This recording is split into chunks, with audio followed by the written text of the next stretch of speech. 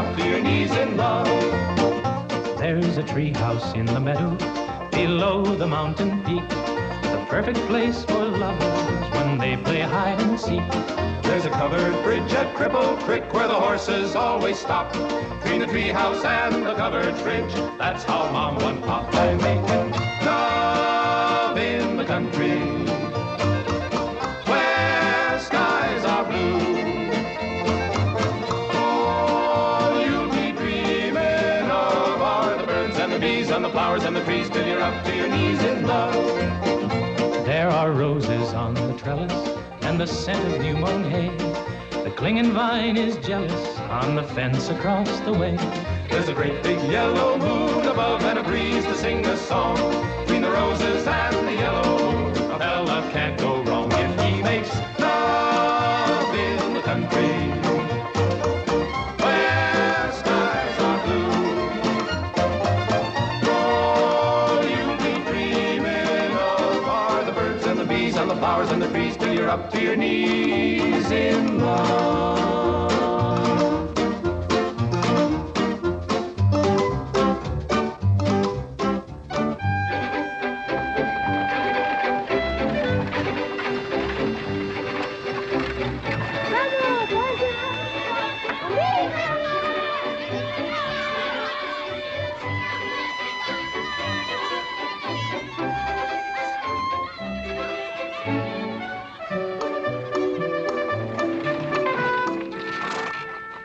Lord to goodness, not again.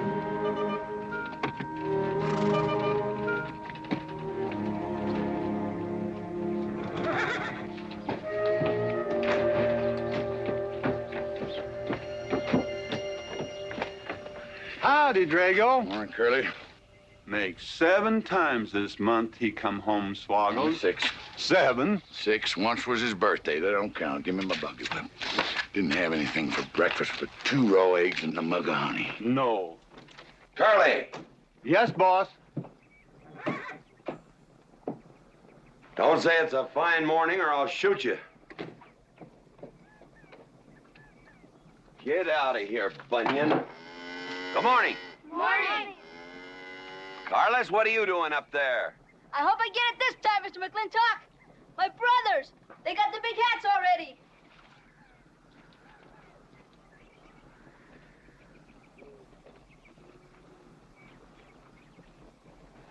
All right, let them have at it.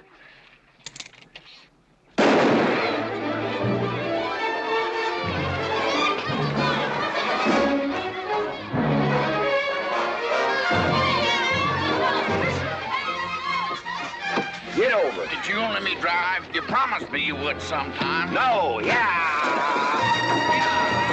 Boss, you better watch that turn onto the road. You're gonna kill both of us one of these days. Thank you, Mr. Boss.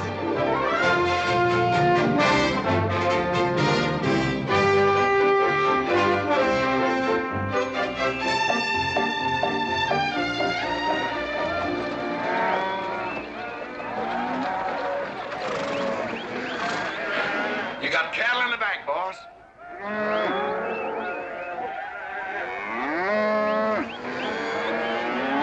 Yeah.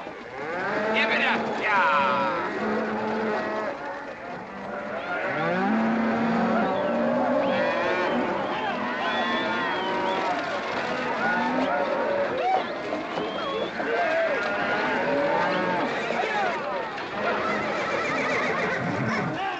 Keep 'em going. 15 cents a pound all the way to Kansas City. Yeah, yeah.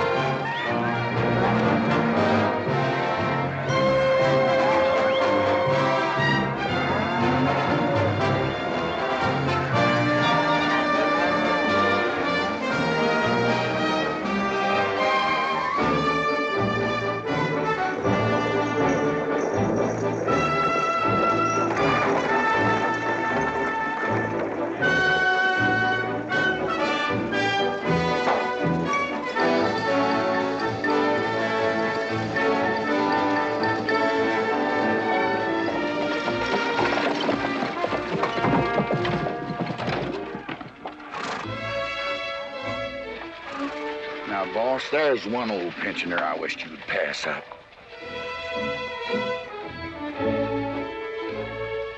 Bunny? Yeah. I knew where I'd seen his face before. He's an old timer. He's just been around town a couple of years. Oh, you have no milk of human kindness. Morning, Mr. McLintock. Morning, Bunny. Well, I can see you're in good health. Never felt better. Contrary to what you may hear. Me, my kidneys ain't what they used to be, and my liver's been leaving me billies. Drago?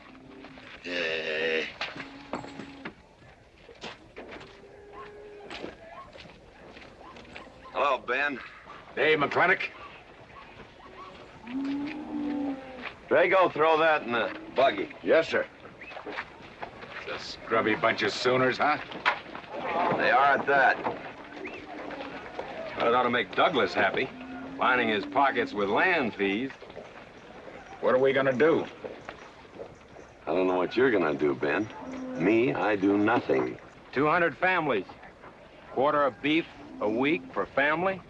They last 2 years. That can be a sizable number. I got 20 head to 1 of any other brand on the Mesa Verde. I'm not hollering. Some of us haven't got all the money in the world. Some of us ain't old and tired and feel like being put upon. You interest me, young Ben. Go on. So the first time I find one of our hides wearing our brand hung on one of them settlers' fences, I aim to kill me a plowboy. You do what you want, McLintock. We'll do what we want. Fellas my age generally call me GW or McLintock. Youngsters call me Mr. McLintock. All right, Mr. McLintock. Not because I'm afraid of you. You're the big he-stud of this country. And I reckon a fella my age should call you Mister. He's full grown now, GW. He's a half owner of the spread. I made him a full partner the day the doc gave me the long face. Well, you want him to vote the first time this territory becomes a state, don't you? Of course I do. These settlers get burned out, there'll be a lot of hollering that this country's too wild to be a state. And we'll go on being a territory some more, with a lot of political appointees running it according to what they learned in some college where they think that cows are something you milk, Indians are something in front of a cigar store. I'm looking to you to hold young Ben down. I'll do what I can. Come on over to the house once in a while. We'll rack up a few hands of stud. GW, that'll be just fine.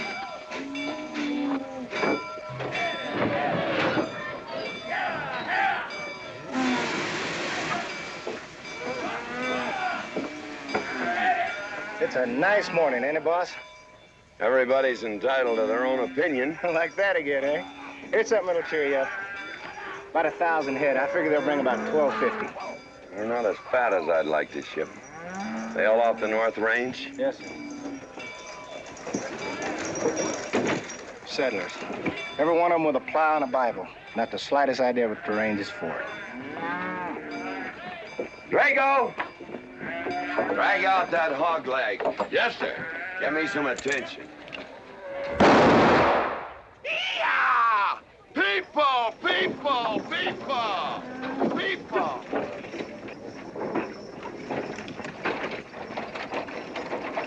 Come on, all of you, gather around. People, come on, gather around. I'm McLintock. You people plan to homestead and farm the Mesa Verde. Yes, sir. The government give us each 160 acres. The government never gave anybody anything. Some years back, a lot like you came in. You had a pretty good first year, good summer, easy winter. But the next year, the last rain was in February. And by June, even the jackrabbits had sense enough to get off the mesa. Folks, do you know who that is? That's McLintock. George Washington McLintock. I told him that, Douglas. He controls the water rights on 200 square miles of range. You know that lumber you got? It came from his land. Cut by his loggers and milled in his mills. Douglas, I come close to killing you a couple of times when we were younger. Saddens me I didn't. Can you imagine a man who owns all that? Oh, and mines too, I forgot to mention them. All that. And he's begrudging poor people a measly 160 acres. That right, Mr. McLintock? You begrudge us a little free land? There's no such thing as free land. You make these homesteads go, you'll have earned every acre of it. But you just can't make them go on the Mesa Verde. God made that country for buffalo. Serves pretty well for cattle. But it hates the plow. And even the government should know that you can't farm 6,000 feet above sea level. Any trouble, Mr. McLintock? No trouble, Jeff.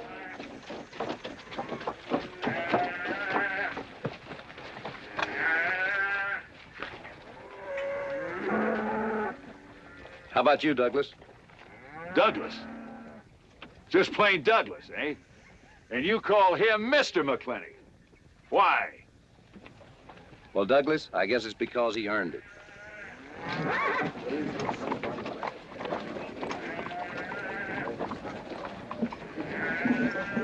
Mr. McLintock, Yeah?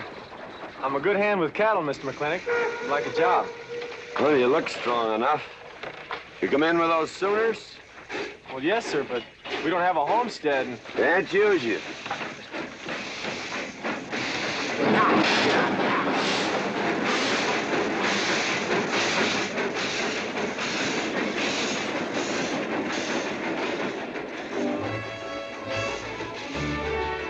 Tough life, ain't it, Sonny? Hell, ain't much future in being a farmer around these parts.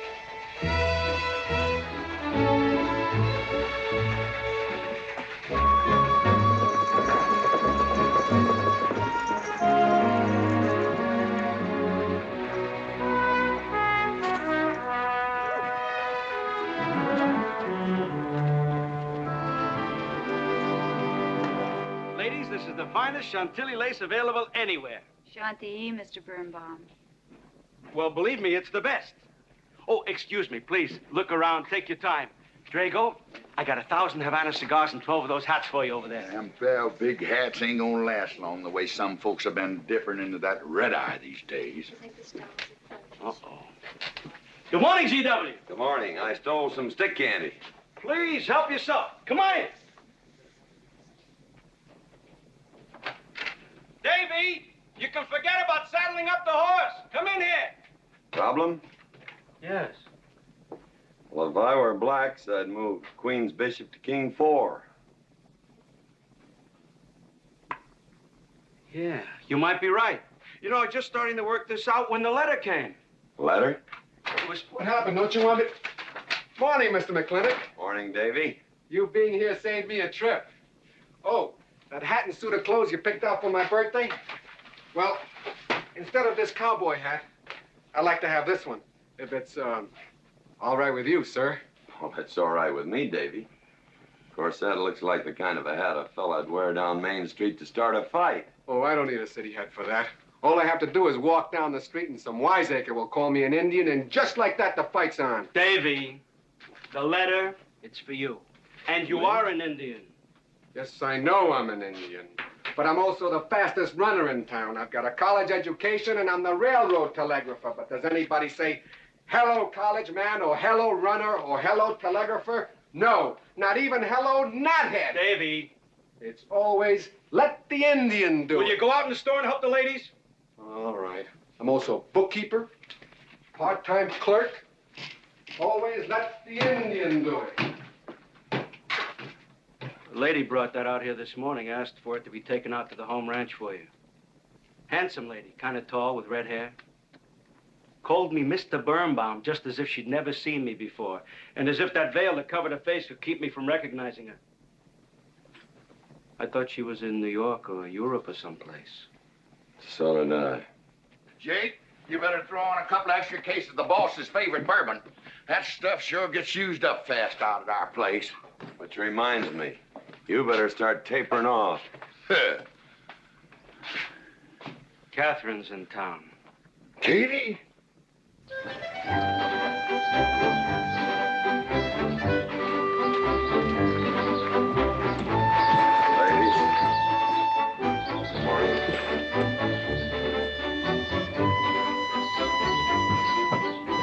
Morning, Mr. McClintock. Morning, Morning, Mr. McLintock. gentlemen.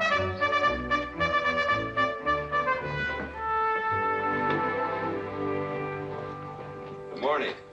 Hello, Morning, Mac. darling. Fauntleroy, Morning, GW. what are you doing in here? Why aren't you out at the desk? Helping out the bartender. Yeah, I see a busy day. Give me the key to room 17. What? 17, and don't advertise it. Here they come, Mr. McLintock.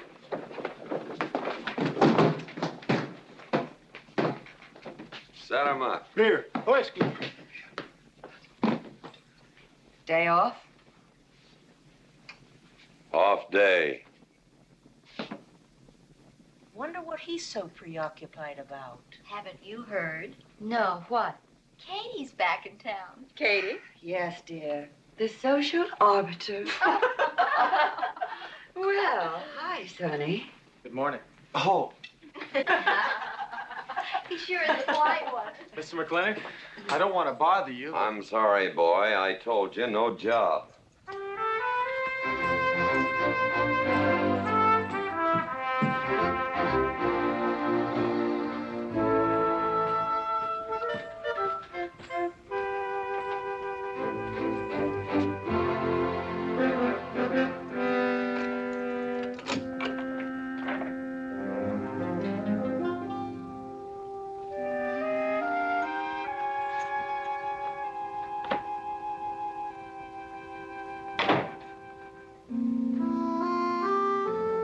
Catherine.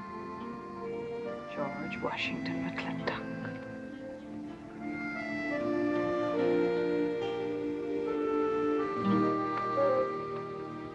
I thought you'd want this.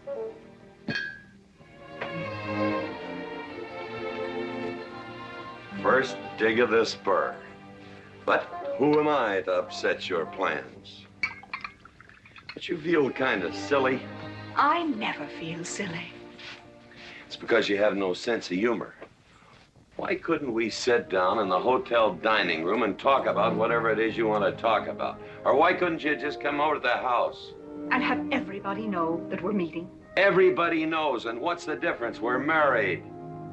That is something I should like to change.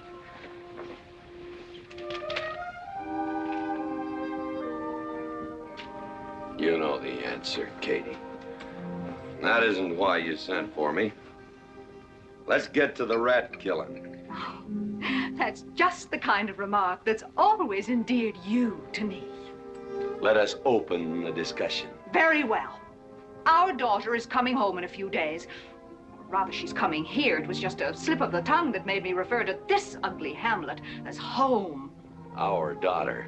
Is it so hard to say her name? It's Becky. Rebecca! I hate that name. Anyway, she's coming home. And I hope to persuade you to let her live with me. Part of the time in the capital, part of the time in New York, and, of course, Newport during the season. You're whistling in the wind, Katie.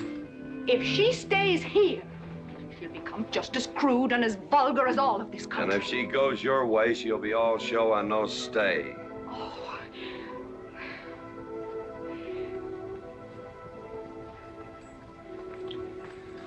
No go, Kate. I hate you.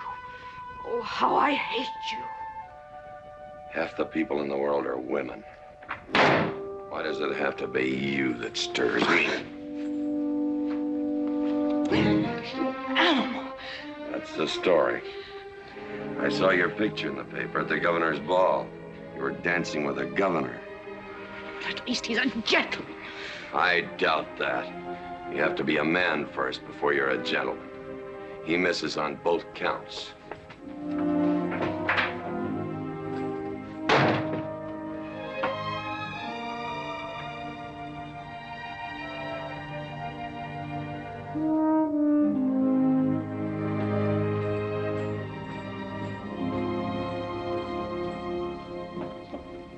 Hey, Sonny, you gonna ask him again? Nope. Hey, boy, you got a pocket of pride. You got a bag. You better listen to an expert, Sonny. I'm telling you, you got to grovel. Human nature gets him every time. Mister, leave me alone. Everybody does it one way or another.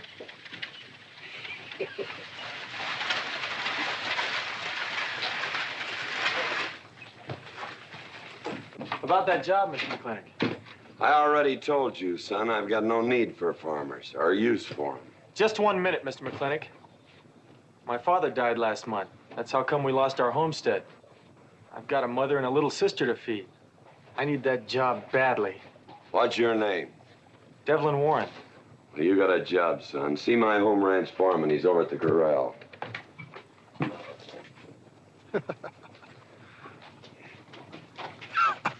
Step down off of that carriage, mister.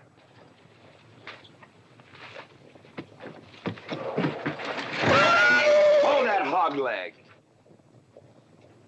I've been punched many a time in my life, but never for hiring anybody. I don't know what to say. Never begged before. Turn my stomach. I suppose I should have been grateful you gave me the job. Gave? Boy, you got it all wrong. I don't give jobs, I hire men. You intend to give this man a full day's work, don't you, boy? You mean you're still hiring me, Mr. McLintock? Well, yes, sir. I mean, I'll certainly deliver a fair day's work. For that, I'll pay you a fair day's wage. You won't give me anything, and I won't give you anything. We both hold up our heads. Where do you live? The settlers' encampment, down by the mine. That's your plug? Yes, sir. Well, hop on him, and we'll go get your gear.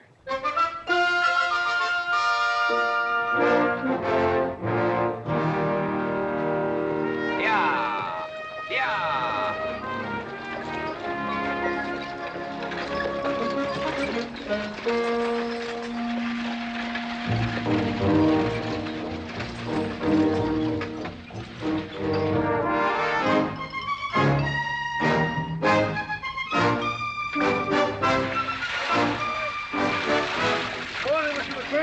Morning, Mr. Poor Boy.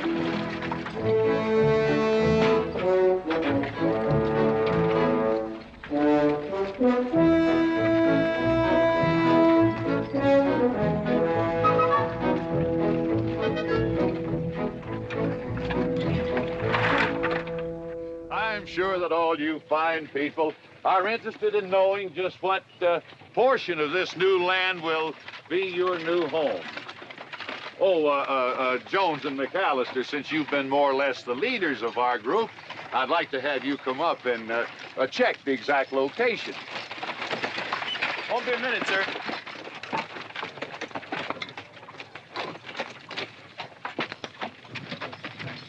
Go after that boy and give him $30.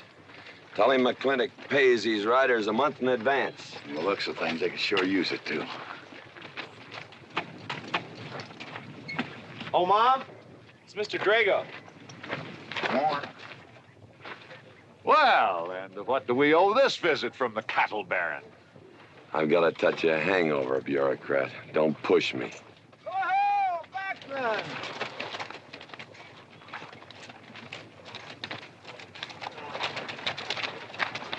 Say, those are Indians. Are there Indians in this homestead land? Friendly Indians, my boy. Oh, Macklin! Oh, running buffalo! Oh, Macklin! Long time we don't get drunk together. And it's gonna be a lot longer time, because it's against the law and you're with the sheriff. And if I got my hands full, they came into town to meet the train. The old Indian chiefs are coming home. I heard they'd been pardoned. They don't know when it's arriving, this week, next week, or next month. So in the meantime, I've got to do something with them. Could I cut out a couple of head of your steers to feed them? Otherwise, some of these settlers' milk cows are going to disappear. That's right, Macklin. Cut out whatever you need. Sheriff, are you going to camp these savages with all these settlers? You're asking for trouble. Mr. Douglas, I already have plenty of trouble. Please stay off my back. Running Buffalo, bring your people over to the clay slide. Hello. Hello, Mr. Macklin. Tiny Mouse, it's nice to see you. You wouldn't believe it now, but 20 years ago, she was a mighty handsome maid. 20 years ago, you thought so too, Mr. Douglas.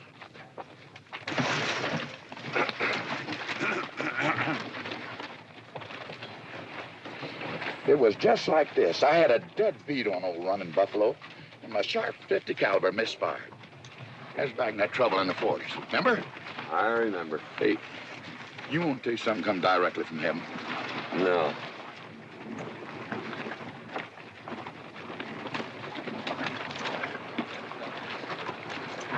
Where'd you get this? That boy's mama baked them. You thinking the same thing I am? She's a widow woman, boss, and she's got a long, hard road home. Hire her.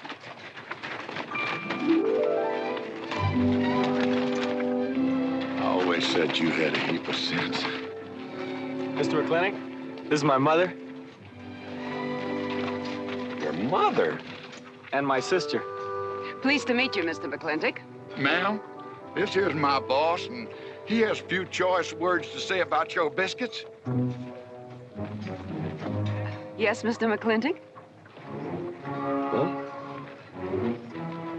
they're great.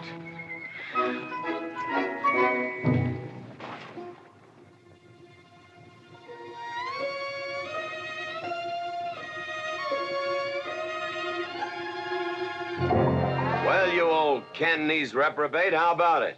Fire me? I kill myself.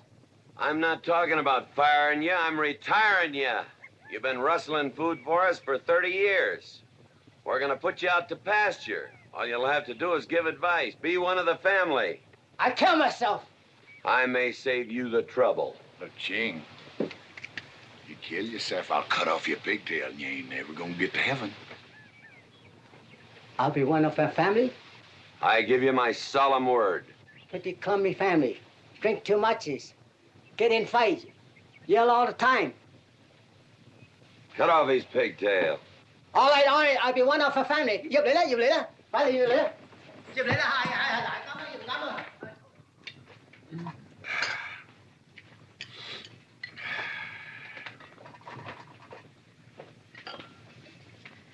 I hope everything is satisfactory. This is such a big house, it'll take me a while to get used to things. Now, please don't hesitate to tell me if anything is wrong. No bird's nest soup. Otherwise, just fine. Everything on nicely, finally. Fine. ma'am? Best apple pie I ever had. Curly's right, ma'am. Hated to leave that last bite. Shall we celebrate with a drink? Carlos, come in and help me with the dishes. Alice, you want to help too? Yes, Jacob. All right, pitch in. Now I'll wash and you kids can dry. Is that good here?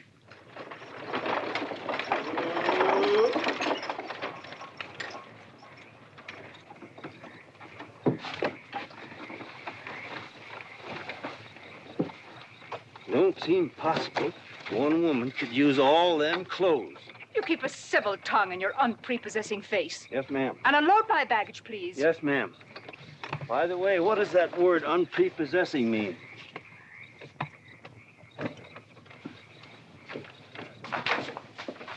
Miss McLintock. Oh, hello, Carlos. Run and help the driver with my luggage. I couldn't trust anyone else in this house to do anything correctly. Luggage? Give him a hand, Curly. Yes, boss. Mr. McLintock? Are you moving back in? Yes, but nothing has changed except my place of residence. And I'd be willing to put up with savages rather than be denied the company of my daughter. And I'm proving that by moving in here. Mr. McLintock, since it's my first day, would you excuse me if I, Go ahead. Oh, Catherine, this is Dev Warren. He joined the outfit today. Please, ma'am. Thank you. Well, how refreshing. A polite young man here. Where did he come from? He's a farmer. A farmer? Well, I'll be doggone. Kate, welcome home. What on earth are you doing in that idiotic-looking outfit? And don't you dare call me Kate. That's my butling suit. I'm butling for the boss. And I'm sorry, Catherine. That Kate kind of slipped out from the times I remembered you as being nice people. Oh. Are you going to stand there with that stupid look on your face while the hired help insults your wife? He's just ignorant. He doesn't know any better than to tell the truth. And I can't help this stupid look. I started acquiring it as you gained in social prominence. Mrs. McLintock, where do you want I should What? Put him in the master bedroom. Yes. But move Mr. McLintock's things into another room. Oh, the one back of the stairs would be best so that he can't wake up the entire household when he comes home every Here's night. Just before daybreak. Yes, ma'am. Oh, excuse me. Here's your cigars, Mr. McLintock. I am Mrs. McLintock. Kate, Catherine, this is the cook. This is the lady does the cooking for us. Mrs. Warren, Mrs. McLintock. How do you do? Very pleased to meet you, Mrs. McLintock. Very pleased. Likewise. You see, I just came to work here today, and I guess I jumped to the conclusion that this was a bachelor's household. It is, and then again it isn't. I will explain so everything will be quite clear, Mrs. Wallace. Mrs. Warren. Mrs. Warren, it has been a bachelor's household for quite some time.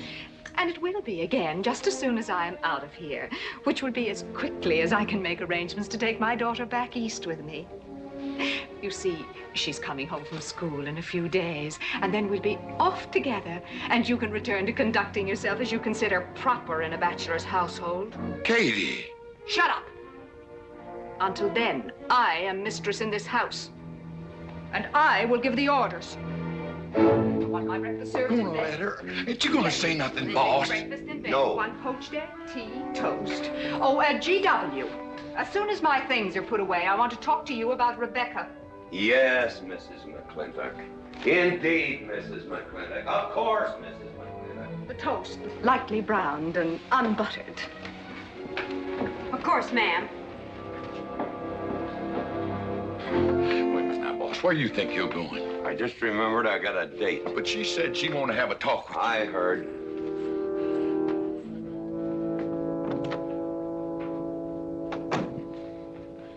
Good evening, Lem. Good evening, Mr. Mack. Yep. Say, Mr. Mack, what does unprepossessing mean? I was called that once, Lem. Looked it up in the dictionary. It's best you don't know what it means. Uh-huh. Thank you. You up?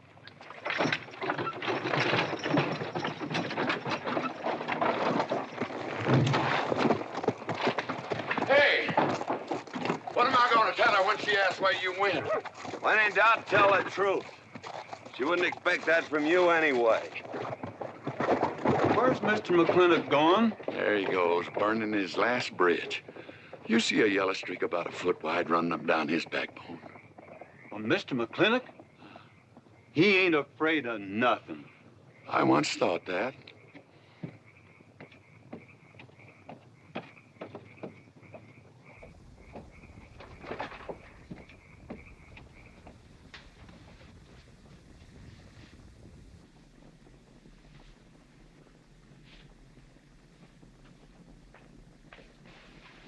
Drago?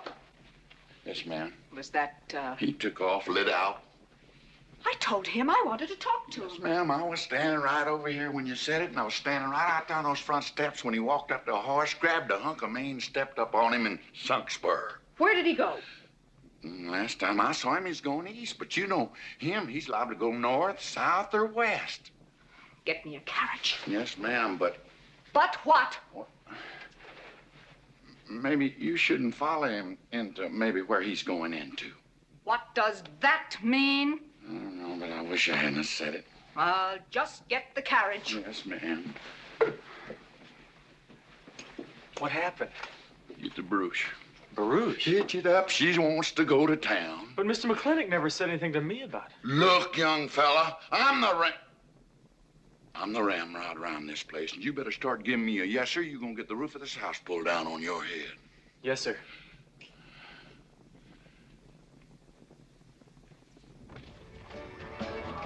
Hello, Davy. Hi, Mr. McLintock. No room, eh? Drink, please. Hello, Bunny. How is everything? Oh, fine, fine, Mr. McLintock. I'll get you next time.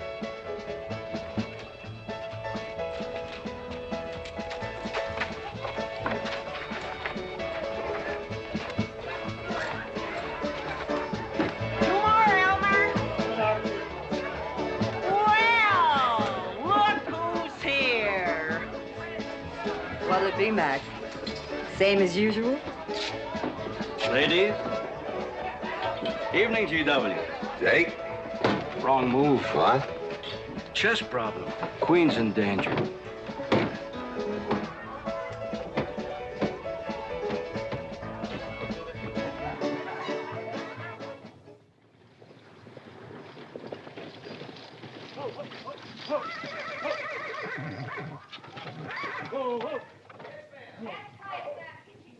I suppose you can do that.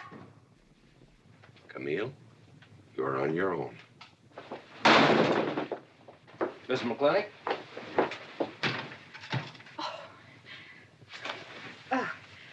I'm Camille. Camille Reedbottom. I'm learning the game of chess.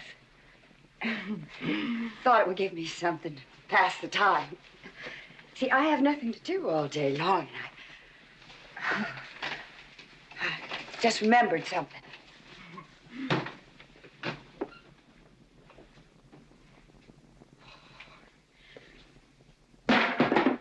Catherine, I didn't hear you come in. Mr. McLintock, I told you that I wanted to talk to you. Not now. Could I get your glass of sherry, Catherine? Oh, thank you, Mr. Birnbaum. I could use one. I came into town behind a runaway team. Drago never could handle horses. It was that young man whose mother pretends to be your cook. Catherine, your wine. Oh, thank you, Mr. Birnbaum.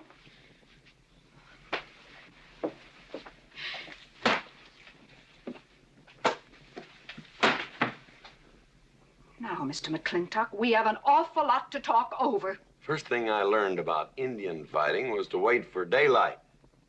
What has our conversation got to do with Indian fighting? Indian fighting is good experience for our kind of conversations. Oh. It'll wait, Catherine. Evening, Sheriff. Mr. McLintock, we had quite a ride out here. Oh, I finally got that team settled down. It's your move. No, it's your move. I just castled. Oh. Now, look here. You're not going to sit here all night long and play chess when the matter of our daughter remains unsettled. I am going to remain here and play chess, and the matter of our daughter is settled. She stays. Oh, such stubbornness. Catherine, your hair. Oh, it is a mess after that awful ride. No. It's just that I haven't seen you for a long time. And it seems to me the last time I saw you, your hair was a little darker, no?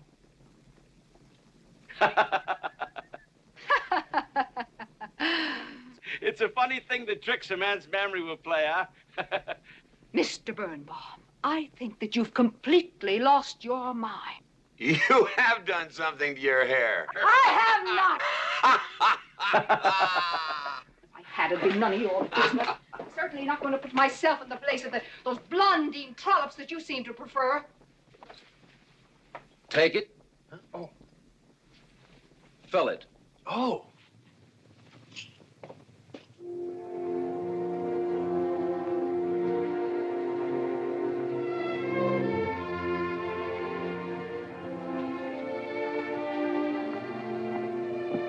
Morning. You fellas still at it all night? A McLintock never quits. But a Birnbaum has to. Besides, the game is over. You got me. Oh, no, Mr. Birnbaum. You still got a good game. Oh, you play chess? Please, take over.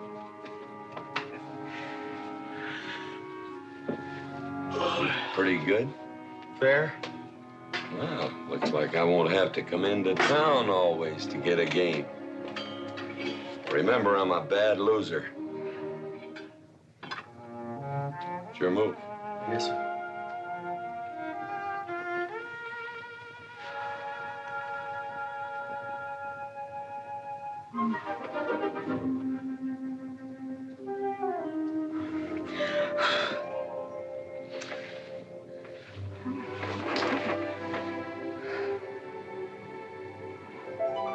Good morning.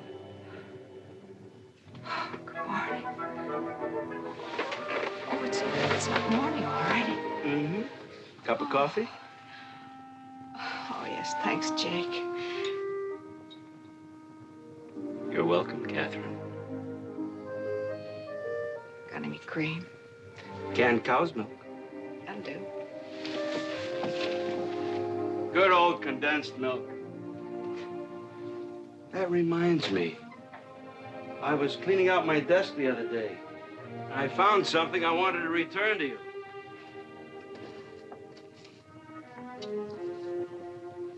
Here it is.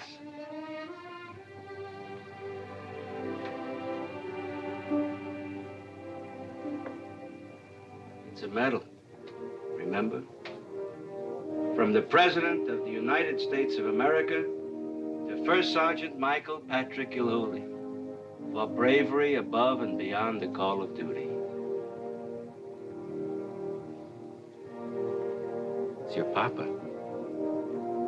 Reminds me of the first time I ever saw you. It was over 17 years ago. You walked into my store, not much bigger than the bundle you were carrying. And in the bundle was the most beautiful baby I ever saw. And was she hungry? You walked all the way from Superstition Creek just to trade me that medal for a case of canned milk. GW was off somewhere as usual, fighting Indians. Sheriff! Sheriff Lord! Well, have you seen the sheriff? Kind of early for him. To try his house? Why didn't I think of that? Looks like Birnbaum's is open. Maybe somebody in here knows. So there you are, Sheriff. I told you you were headed for trouble.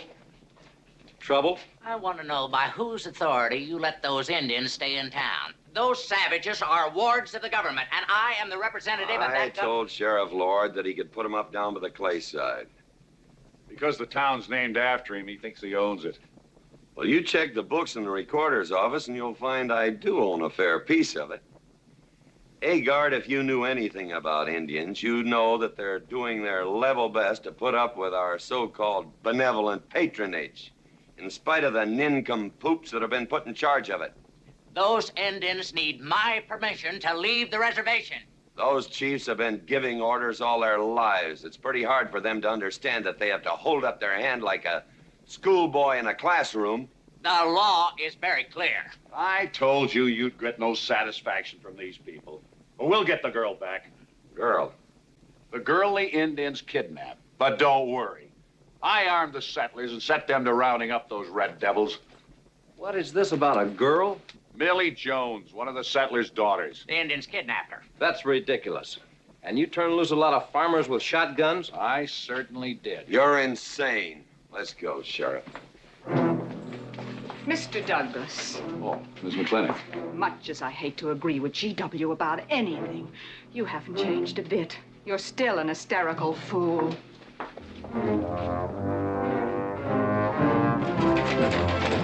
Coming to town, I got worried. What about? Thought maybe Katie shot you.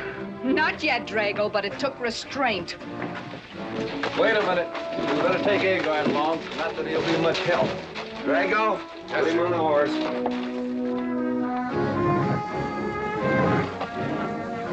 Just a minute. Well, I'll drive. Yes, ma'am. Agard, what are you doing? Agard, this is serious. Stay with him, Agard. Stay with him. Agar, will you stop showing off and getting this buggy? Mercy. Mercy. That horse is a little green.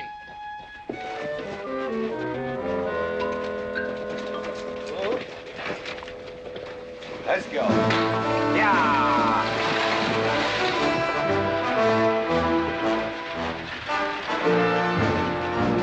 Just where do you think you're going? Don't use that range, boss. Tone of voice with me.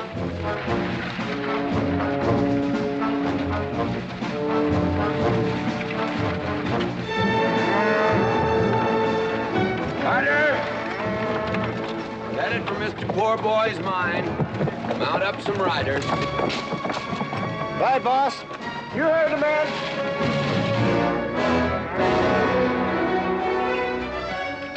I don't like it, Mr. McLintock. I don't like it one bit. What don't you like? They're planning to hang an Indian.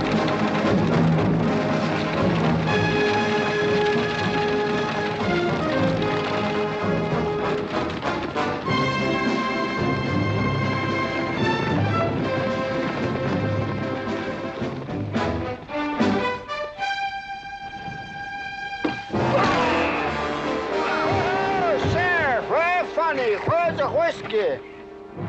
Hold that! Not so fast, Mr. Boss of the whole country. Unless you want to wear a big hole in your middle. How long is GW going to let that cheechawker push him around? That cheechawker has a sawed-off shotgun. How do you know she didn't wander off someplace or meet some fella or something? What are you saying? That I didn't raise my girl right? That she'd wander off all night with some man?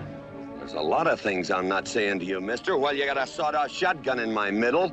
But how do you know this Indian had anything to do with it? She's gone, ain't she? She's gone. Pa! Pa! I'm over here! Pa! Been looking for me, Pa? Where you been, gal? Young Ben took me for a sunrise ride, and the horse wandered away. You come down over there. But, Pa!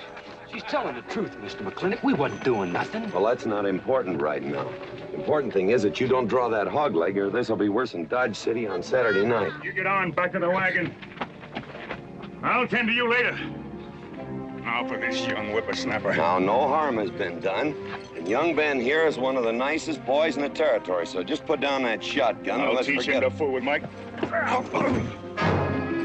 Now, we'll all calm down. Boss, he's just a little excited. I know. I'm going to use good judgment. I haven't lost my temper in 40 years. But, Pilgrim, you caused a lot of trouble this morning. Might have got somebody killed. And somebody ought to belt you in the mouth. But I won't. I won't. The hell I won't.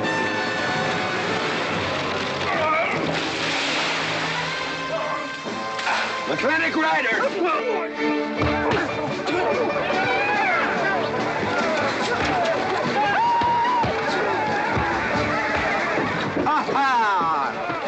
Oh, Markland! Hey, Buster! Remember me?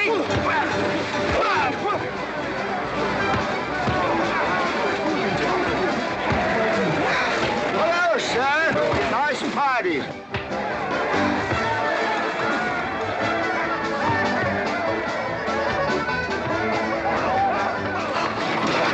Do you think you ought to? I ought to what?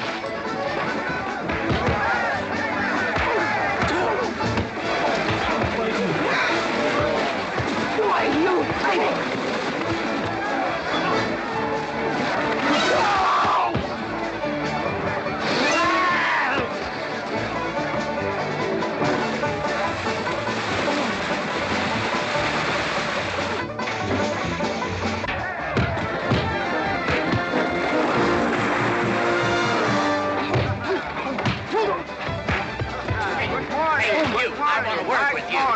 Just a minute. What are you doing? My glasses. Hey, now stop this or you'll be sorry.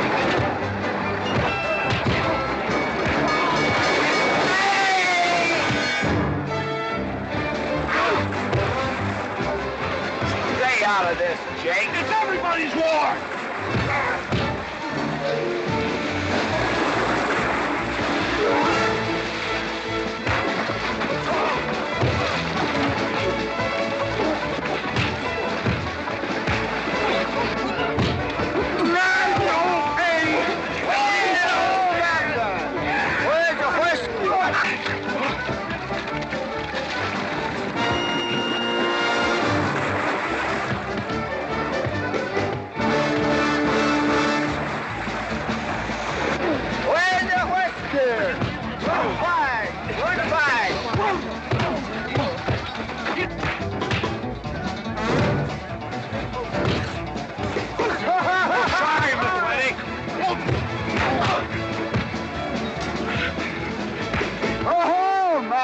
Thanks.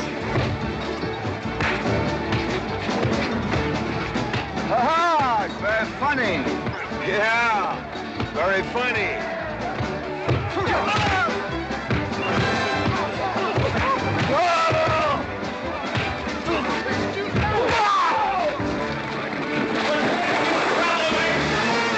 Guys, Mr. Douglas, I'm sorry.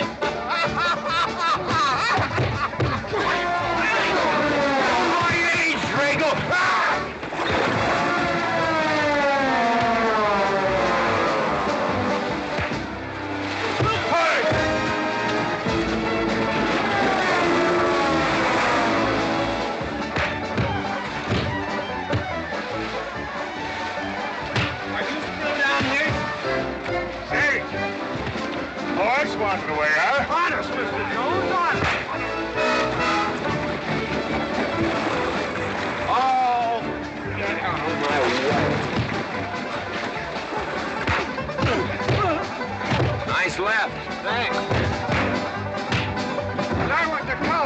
you don't need college.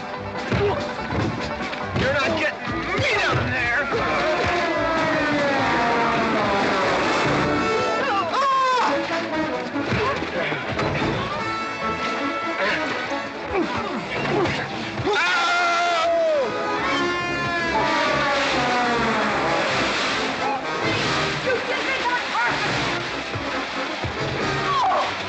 McLintock, you big... Good morning to you, Mrs. McLintock. Buddy, you big... Yowie!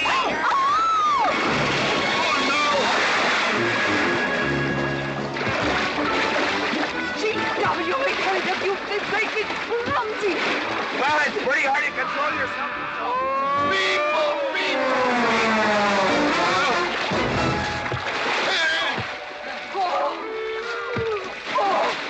Oh, Macklin! Oh, Macklin! What party?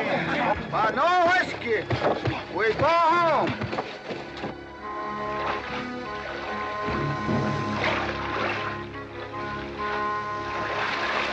You and your friends! Well, we at least saved your hat.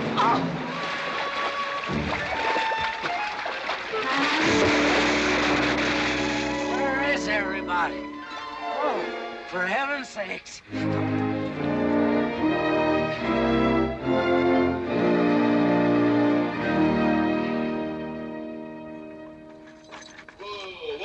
Drago, will you never learn how to handle a team? Yes, ma'am, I'll sure try. I'll tell you that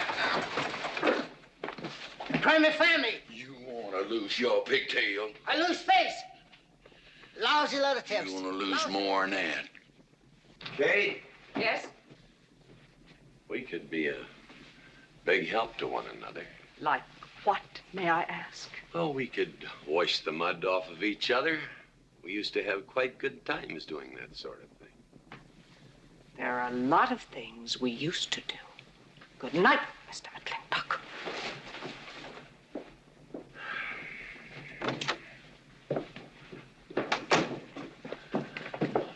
Any luck? What are you talking about? I mean, divorce. She still wanted it. Yeah.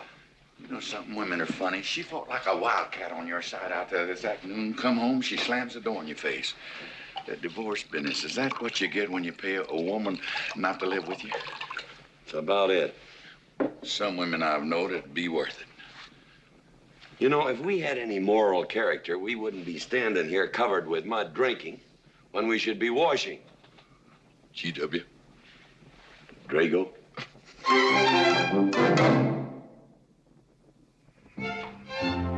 Miss Warren, these biscuits.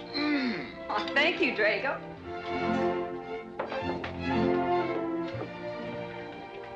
Good morning, Mrs. Warren. Good morning, Mr. McLintock.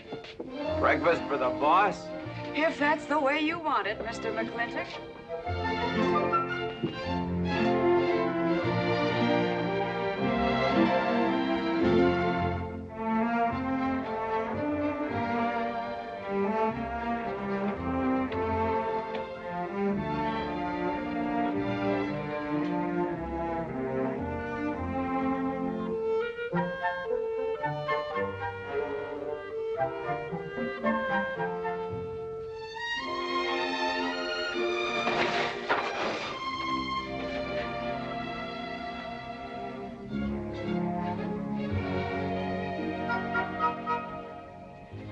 One poached egg, tea, toast, lightly browned, and Why, Mrs. McLintock, you have a black eye. I do. Ooh.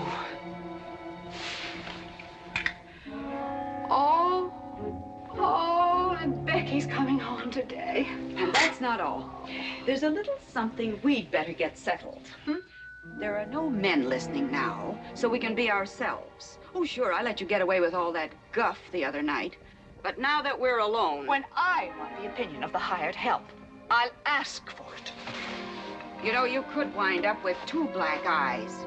What? Oh, I realize you had to put on that big act. We always have to just before we get ready to forgive them. Generally for something they haven't done.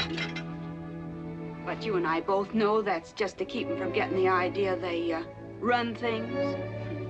McLintock give you that black eye? No! No. Nobody gave it to me. I won it.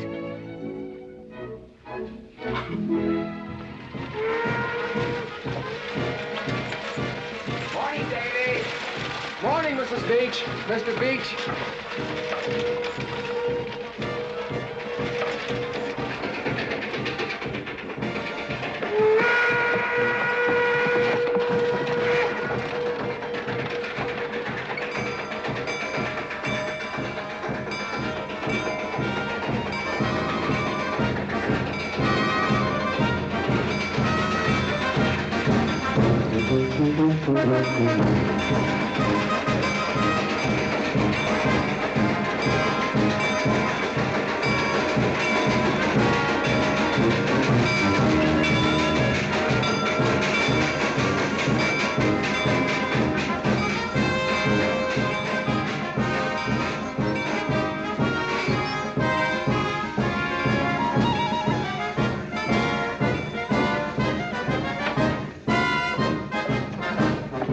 Why, Miss Becky, welcome home.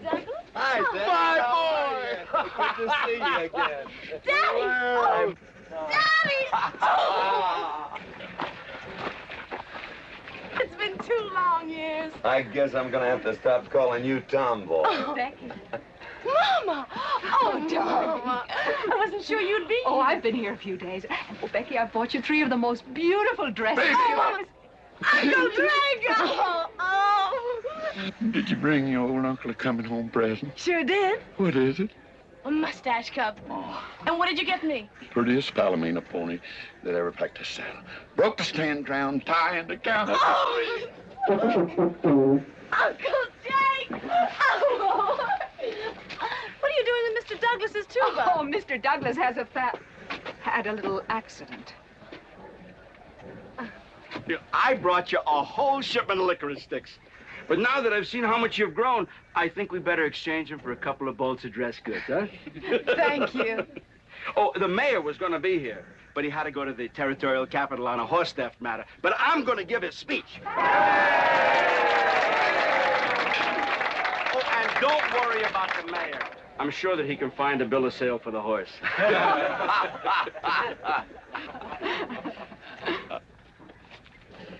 Ladies and gentlemen, we are here to welcome the fairest... What am I doing? We are here to welcome back the prettiest girl that was ever born in McLintock, or in any part of the territory.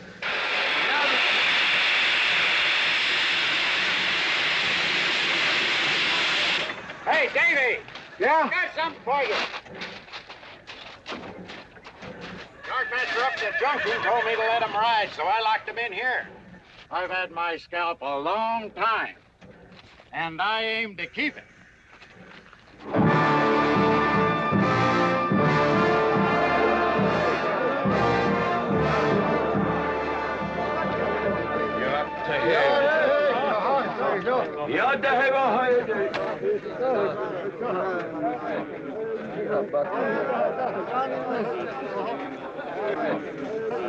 And now she's come back to us. Gone are the pigtails, but the freckles are still on the prettiest face that was ever born in McLintock.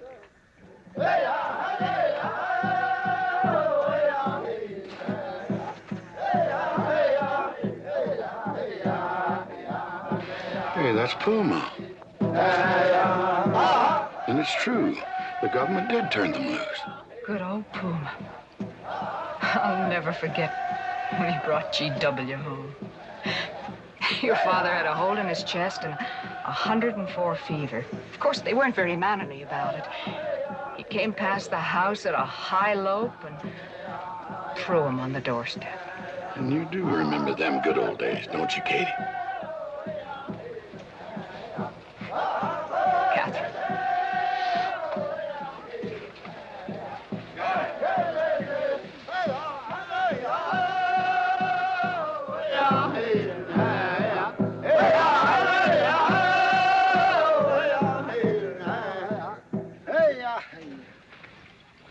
Yatta-hey, my friends. Yatta-hey. Puma, honored enemy. Does Big McLintock forget? Also blood brother. No, I'll never forget that. All wound. Does it hurt still? I feel it when it comes on to rain. An inch higher and I wouldn't have had to worry. Big McLintock, that was remembered fight. We return with news.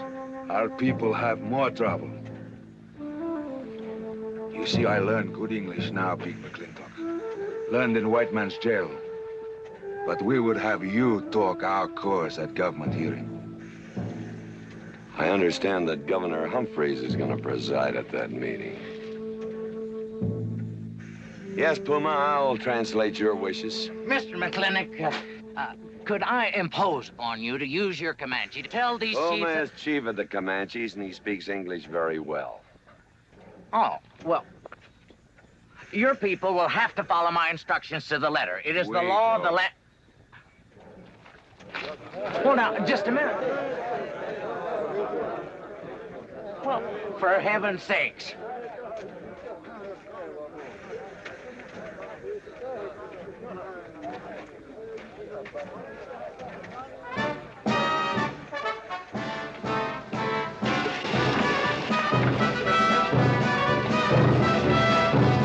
You wait here, honey. I'll get the bucket. Go to the clinic party? Surely. Will I see you there, Beth? Of course, Davy, and you can have the first name. Sis? Don't want any sister of mine talking to strangers. Davy's not a stranger. He clerks in burn barns. He's an Indian.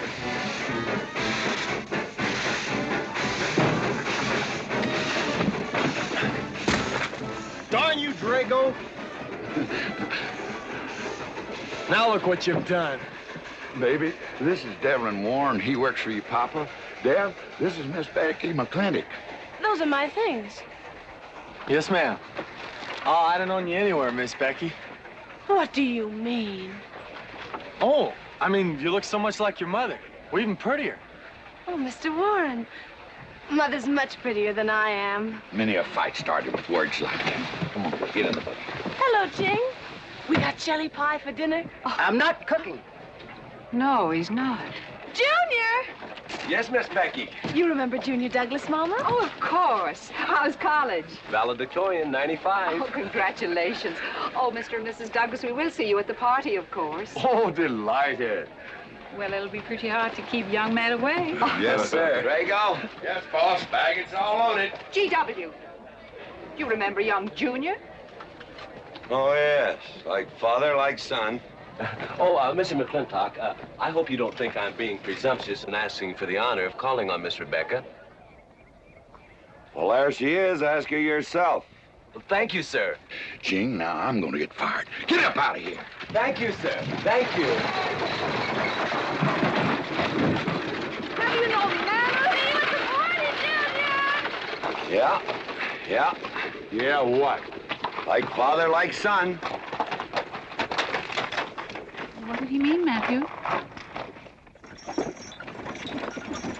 Come on, Ching. Grab a root and growl. Well,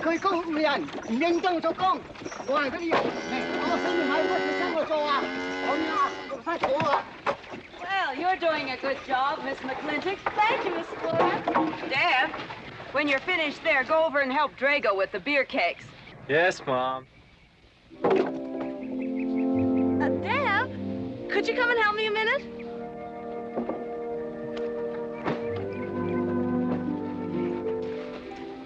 I certainly was surprised to hear you went to college. Why?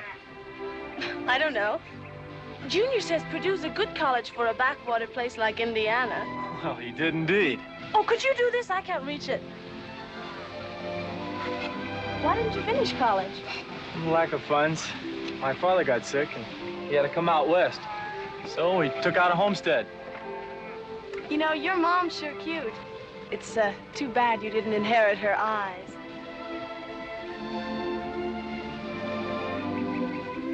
Well, you'd been lucky if you'd inherited a few things from your father.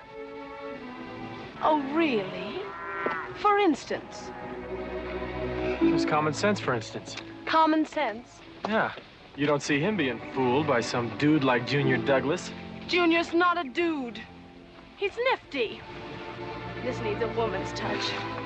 And besides, he got a letter at college. What sport? Glee club. Very strenuous. Don't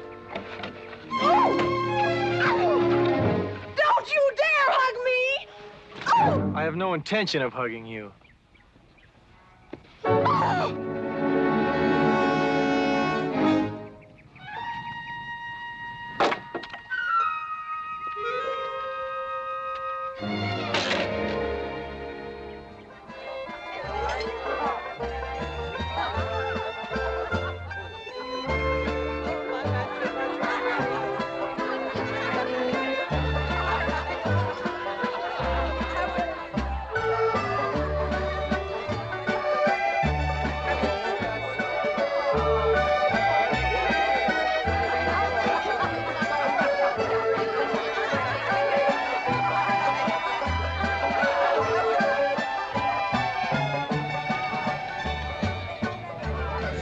Ladies all look lovely, Catherine. You know, this is a real fine party. Oh, thank you, Ben. Of course, we had to invite everybody. Just everybody. Sorry, GW, but this one's mine. Well, thank you, Mrs. Warren. I guess I'll have to be a good host in my own home. Well, the next one's yours, Mr. McLintock. Thank you.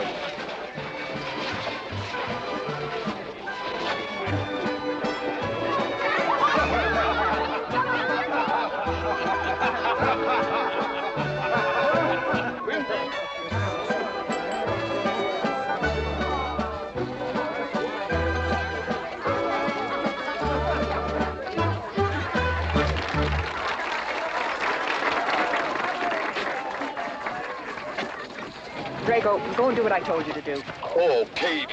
Catherine, and do as you're told. Oh, Drago, do this. Drago, do that. Yeah! People, people, people. This Douglas feller. Drago!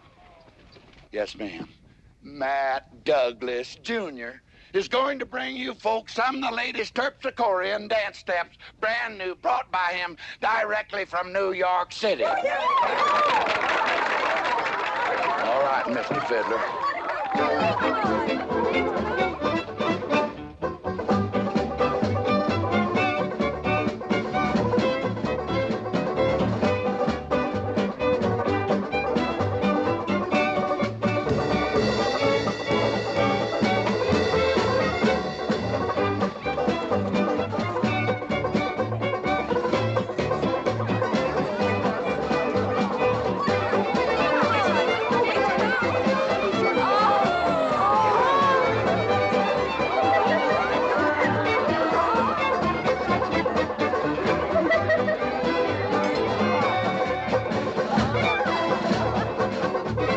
Give me a whiskey.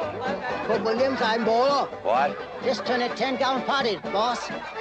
We'll run out of whiskey. Well, I can take care of that, Shane.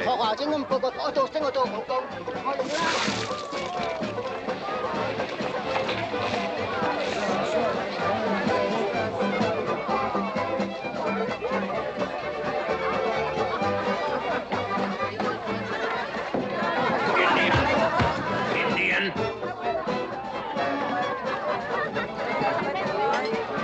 And you still got any ideas about asking my sister to dance? Get up and we can do this all over again. Yes! That's enough. You fought it. It's all over. Quit butting in, Birnbaum. He's a hired man, not your son. Look, you fought him fair and square. I don't think it was so fair and square. Well, you want to take up where he left off? If I did, you wouldn't find it so easy.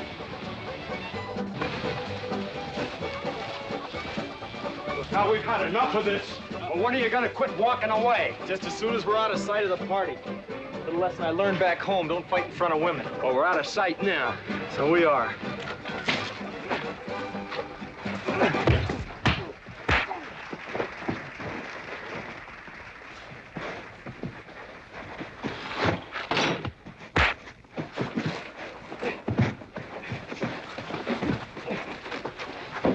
Such vulgarity.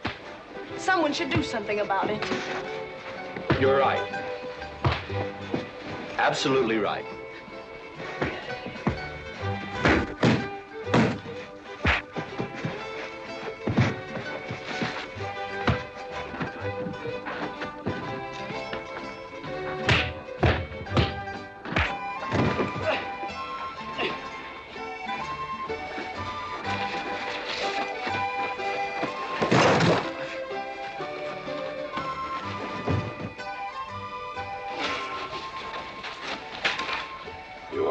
young man? I'm all right, Mr. McLintock. Pretty fancy fighting for a country boy. 2 years at Purdue, Mr. McLintock, on the boxing team. I never thought any farmer could whip me. You sure did. Better get him cleaned up. Get him some water, Jake. Yeah.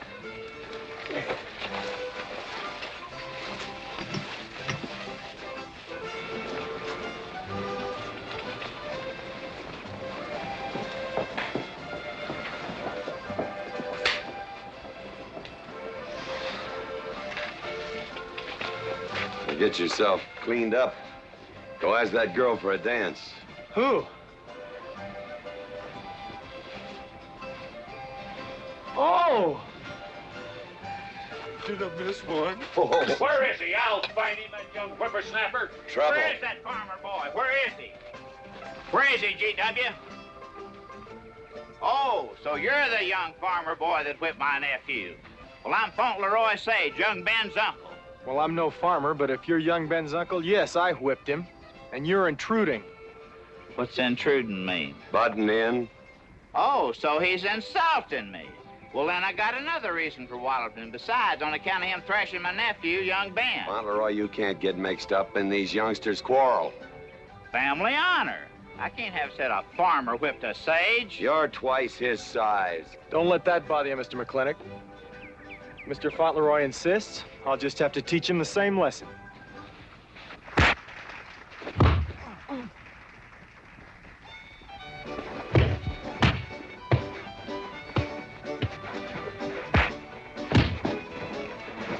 Say!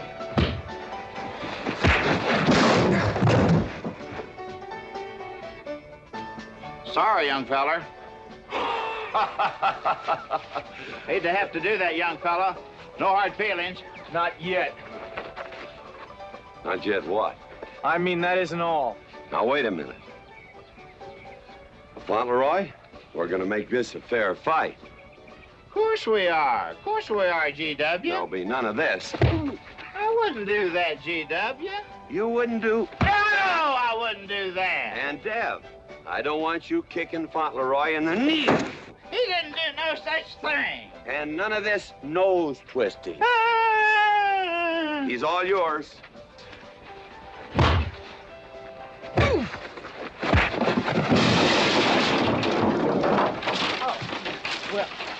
Well, where are my glasses? You all right, young feller? Ouch! I'm all right. This Indian agent will stop stepping all over me. I beg your pardon. G.W., you're just funning me. But I want you to know that boy fought me a fair fight. Well, I'm glad to hear that, Fauntleroy. Here's my uncle. Fauntleroy, what have you been doing? I hope my uncle didn't bother anybody. No bother. I think we'd better join the ladies before they get curious. Drago. Fauntleroy, let's line them all up for a do-si-do. Jake, you think tincture of arnica would help? Could be. Used to help you. Gentlemen, to the medicine cabinet.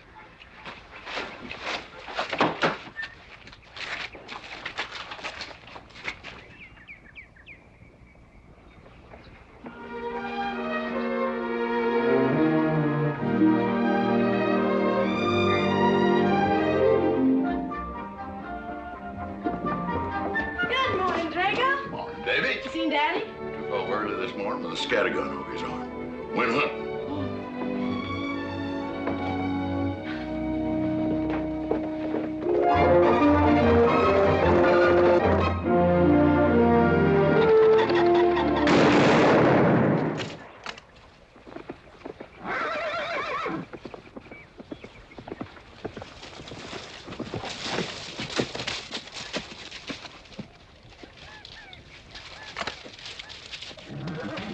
Morning, Daddy. Good afternoon. I'll get you out so early. There's something I have to get straight in my mind. Yeah? What? Mama.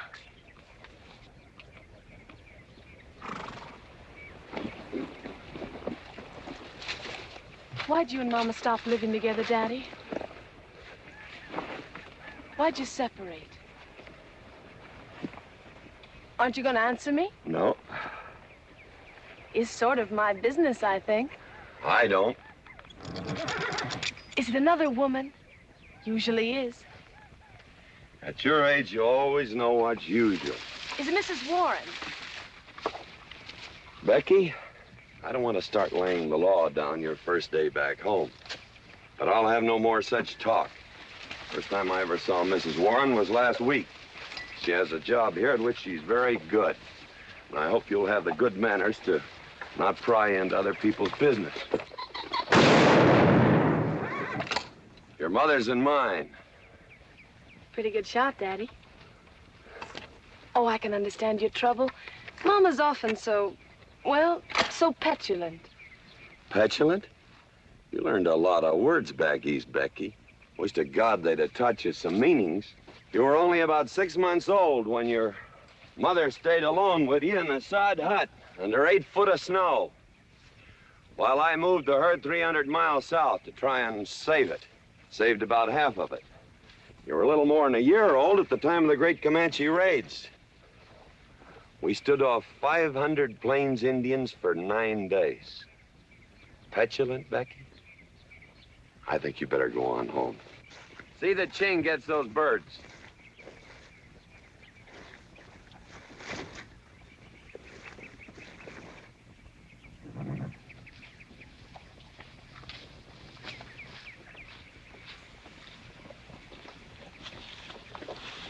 Becky, come here.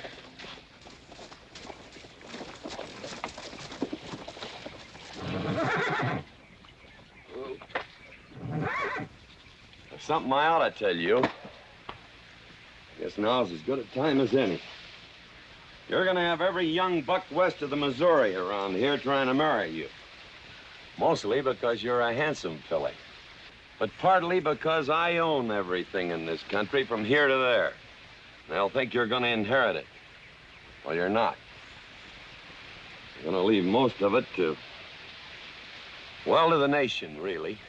For a park where no lumberman will cut down all the trees for houses with leaky roofs. Nobody will kill all the beaver for hats for dudes, nor murder the buffalo for robes. What I'm gonna give you is a 500-cow spread on the upper Green River. Now, that may not seem like much. It's more than we had, your mother and I. Some folks are gonna say I'm doing all this so I can sit up in the hereafter and look down on a park named after me. Or that I was disappointed in you. Didn't want you to get all that money. But the real reason, Becky, is because I love you. And I want you and some young man to have what I had. Because all the gold in the United States Treasury and all the harp music in heaven can't equal what happens between a man and a woman with all that growing together. I can't explain it any better than that.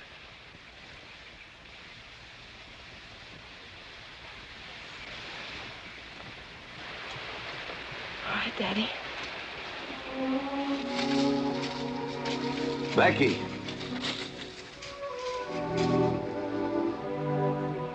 When you're as old as I am, you'll thank me for this.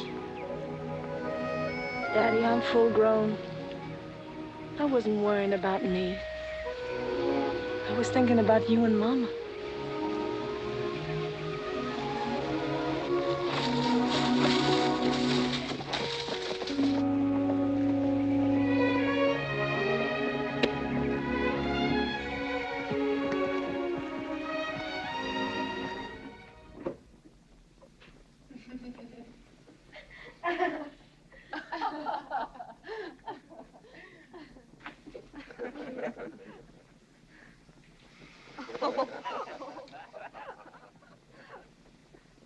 Oh.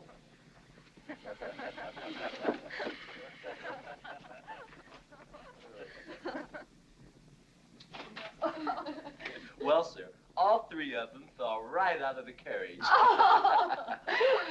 Well, it's getting rather late, Becky. It's bedtime. Oh, Mother. He brought this. He must have intended to use it. Oh, well. Sing us a song. Well, if you really want me to. Gosh, I haven't played in You quite know just right for me. Sure. It's the rage now. Oh. Oh. Dev, what are you doing? Oh. I just thought I'd get another cigar. Well, you've got one in your mouth and two burning in the tray. Not move. Fellas want me to play all the time. You're cuter than a baby steer and softer than a mouse's ear. I want the whole wide world to hear. You're just right for me. You're sweeter than... Oh, no, not that rhythm, Junior. Do it the way they do at the plaza. I know the words. Sure, Becky. Will you sing with me? Of course. All right. I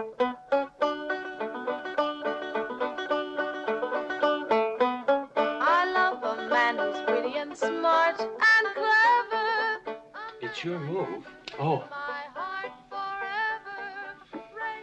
Oh, Dev, you're playing like an amateur. Let's call it an evening. I'd like to know where your mind is tonight. You're sweeter than the early spring or bluebells when they start to Pretty good. You Voice like her make father. feel like a king. You're just right for me. Sweeter than honey, finer than wine. I'm sure they found you on that honeysuckle vine. I would melt in your embrace. You disappear without a trace. To die like this is no disgrace. This is the time. This is the place for you. Just Right for me.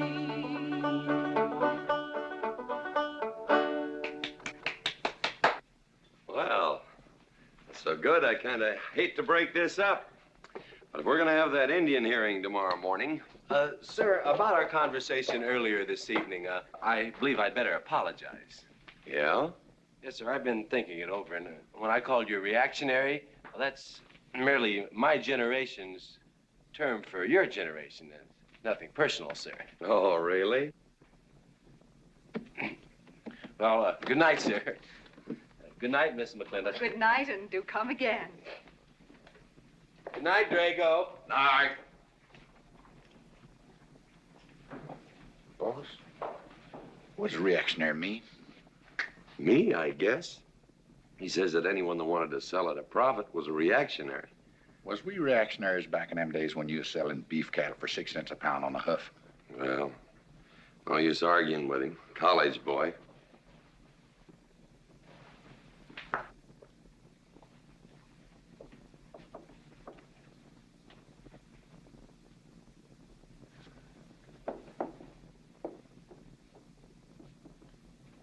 Devlin Warren, if you was my kind of man, you wouldn't let some dude walk off with the prettiest girl west of Denver without putting up some kind of fight. Does it show? Well, what can I do? I'm just one of her father's employees. I'm just a hired hand around here. Every so often, Dev, you spill the strangest ideas. Everybody works for somebody. Me, I work for everybody in these United States that steps into a butcher's shop for a T-bone steak. And you work for me. There's not much difference. Daddy, the most terrible thing just happened. Junior's horse ran away. The one he rented at the livery stable. Tied up a rented horse by the reins. He's probably back in the stall by now. I think we could get Junior something that he can ride. What I'd rather do, Daddy, is drive Junior home in our barouche. It's a lovely evening, and I'm sure Uncle Drago wouldn't mind driving. I would, and I got the kind of manners don't keep me from saying so, just to be polite. I'll drive him home, Mr. McLintock. And you don't have to come, Miss Becky. I'll see that he gets home safely. I can take care of myself. You got yourself a foot, didn't you? Dev, get the carriage. Drago? I'm going with them. Now you got me wrangling dudes.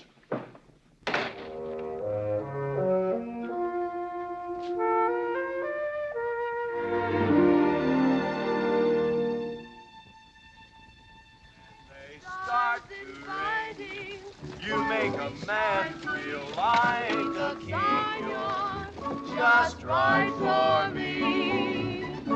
Miss Becky, somebody better help me watch the road. You know, I'm new around here. Might take the wrong turnoff. Devlin Warren, you know there isn't a turnoff between here and town. You disappear without a trace. To die like this is no disgrace. This is time. This is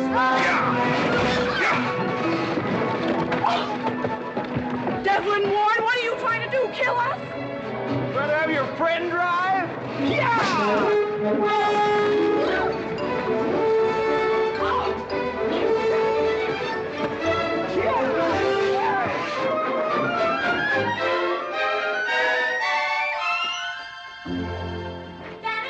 Daddy, I have never been so humiliated in my entire life. I said what I said, and I'll stand by it to the death. Shoot him, Daddy. Shoot him at once. Why? My honor is at stake. Well, now, Your Honor. Absolutely. He impugned my honor. Impugned? What does that mean? Slander. He slandered my honor. He did? I said what I said, and I'll stand by it to the death. He admits it, see? Shoot him. Well, what is he admitting to? Why, he called me a... I won't even repeat the word. I didn't necessarily call you anything, but I said what I said, and I'll stand by it to the death. Well, just for the tally books, what did you say? I said that any girl who would permit a man to kiss her before they're formally engaged is a trollop. He said it again. Shoot him. Now, hold on. No, don't hold on. If you're my father, if you love me, you'll shoot him. Well, I'm your father, and I sure love you. So? Oh, you shot him. You really shot him. Hey! He dies. If he dies, he'll be the first man ever killed with a blank cartridge. We use this to start the races on the 4th. Hey! I'm on fire! Oh, you poor dear. Poor dear? You'd have had me shot in cold blood. But it didn't happen. Yelling I insulted you and all. What you need is a good spanking. Dev! Daddy! Leave me out of this. I think I'll give you what you deserve. You wouldn't dare! Oh, wouldn't I? You'll think next time before you have someone shot. And this kicking and yelling isn't gonna help you. Don't you! Oh, Daddy! Wait a minute! Daddy! Oh, oh, Daddy! Help me! Don't! Daddy, boy, I hate you! Mommy! Mommy! Oh, G.W., was that a shot?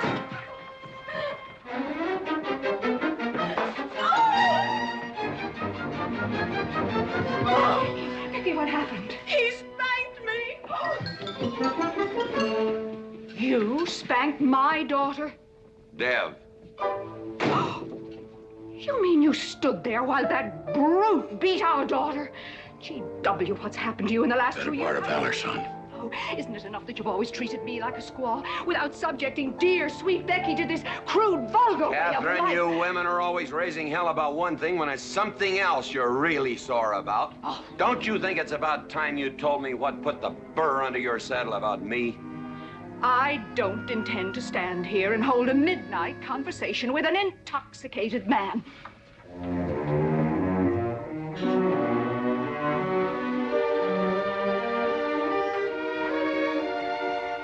And I am not intoxicated.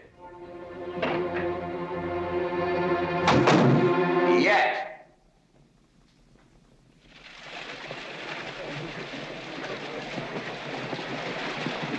Hello, Governor! Hello, Governor!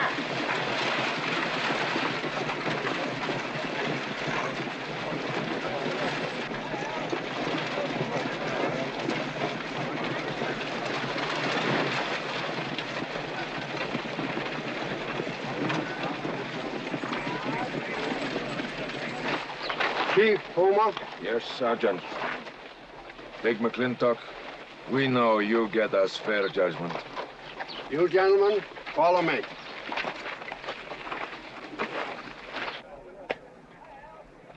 Well, Jake? G.W.?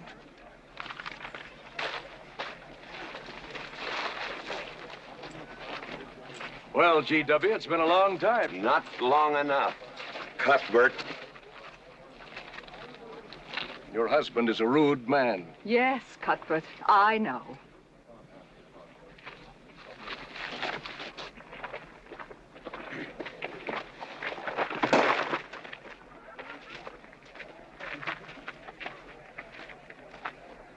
you want the Indians, Mr. McLintock? Mr. McLintock is not running this hearing.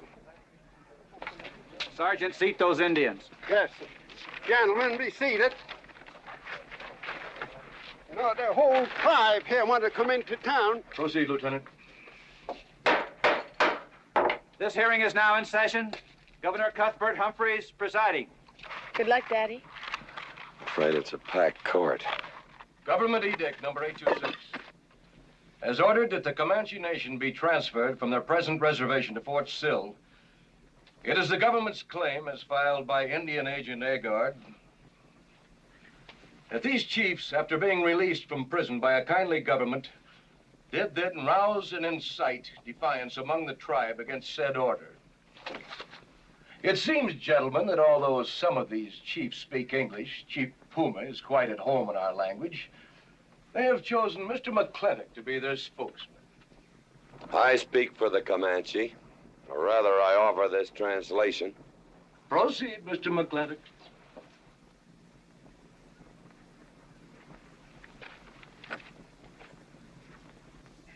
The Comanche say, we are an old people and a proud people.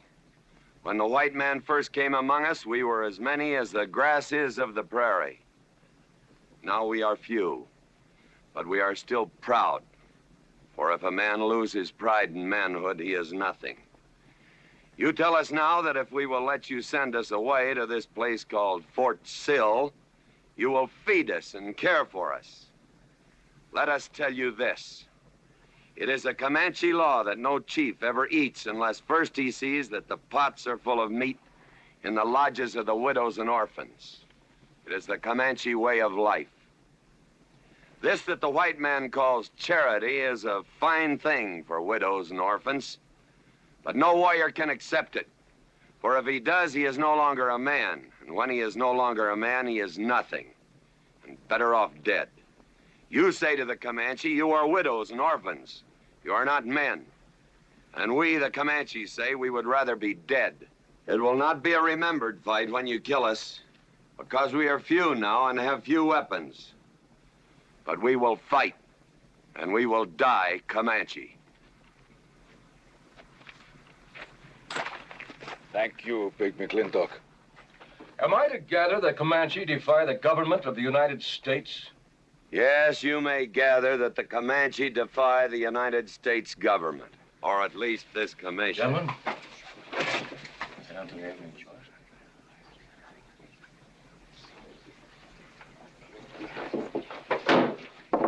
It is the order of this court that these chiefs be incarcerated until such time as the detachment of United States cavalry be made available to escort them and the Comanche Nation to Fort Sill. This court is adjourned. Oh, McLintock! You are important chief amongst these white people. Sway them. Have them give us few guns to make the fight worthwhile. Let us have one last remembered fight for end of Comanche. I almost wish I could arrange that, Puma.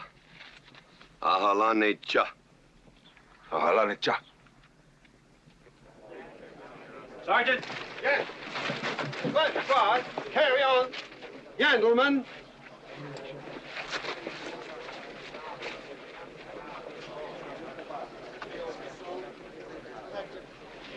It's sad, these changing times. It isn't the times that are changing, Mama.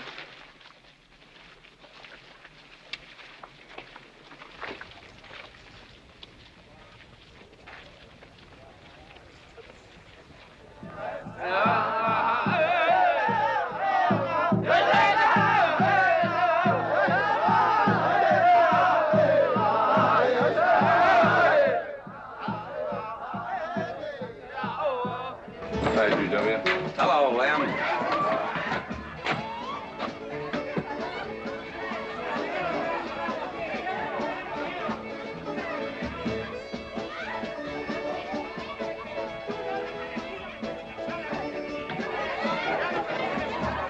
Bunny? Oh, howdy, McLintock. Hey, figured you'd be belly down drunk by now. I've been doing some drinking, Bunny. Is that boxcar still on the siding? Well, sure, but... But what? Well, I don't like it. You don't, eh? You figure if them Indians get out there and lead the cavalry on a wild goose chase, that great white father's going to get nosy. Get nosy, and he'll investigate. And when they find out how that side-saddled governor's been messing things up, they'll give those Indians a fair trial. That's live ammunition in that boxcar. You know what'll happen if them Indians get some guns in their hands? Somebody's going to get hurt. Is Puma's word good enough for you? Well, I don't... McLintock, you got yourself a partner. Leave me out of this. Hey, McLintock. Good night, Bunny. Good night, Governor. There is the Katie with her light red hair, sweet as the roses on a summer air. I'll find her somewhere while the moon is high and tell her that I love her, and I'll love her till I die. Katie Gilhooly, the master's home. Katie, Catherine Gilhooly McLintock, where is the woman of the house? Mr. McLintock. Oh, there you are. Mrs. Warren. Oh, good evening. I waited up for you, Mr. McLintock. Oh, how nice. I want to talk to you about something. Delighted, delighted. 309 times straight. I beg your pardon? 309 times straight without a miss. Gotta be a record. I suppose so. Now, Mr. McLintock, what I wanted to say... 2-pound Stetson, 6-inch brim, 53 feet in the air. It's gotta be a record. I'm sure it is, but the reason I waited up... Dagnammit, woman, can't you hold that glass still? Of course, sir. Now, down the hatch to my world's record. Down the hatch. Yes, sir.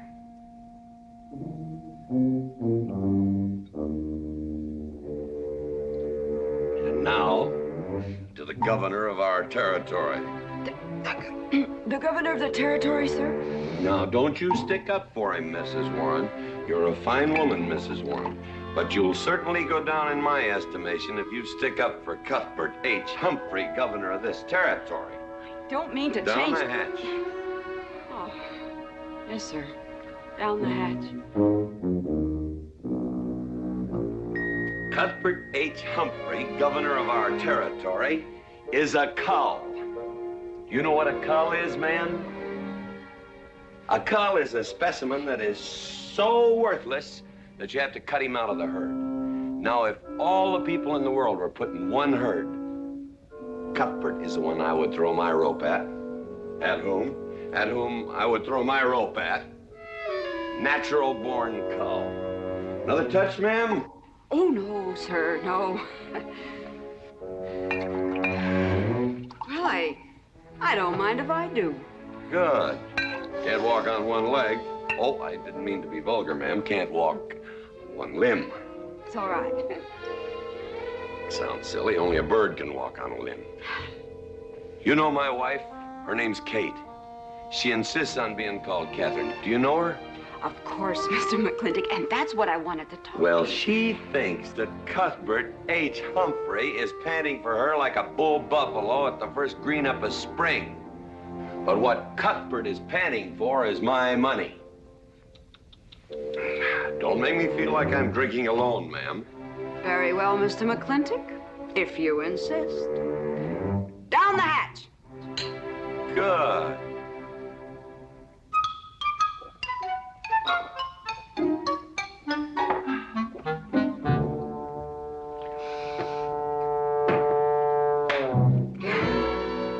Mr. McLintock, I have something very important to say to you. Very important. Guess it'll have to wait till the morning. Toodle. Oh, it's all right. It's all right. Betty, bye-bye.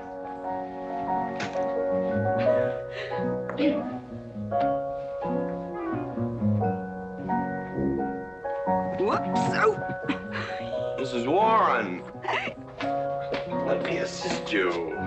Very kind.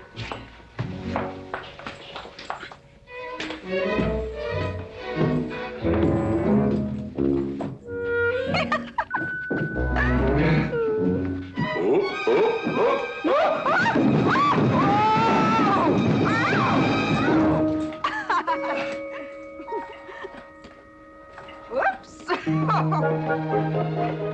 What's going on here? Now, Catherine, are you going to believe what you see or what I tell you?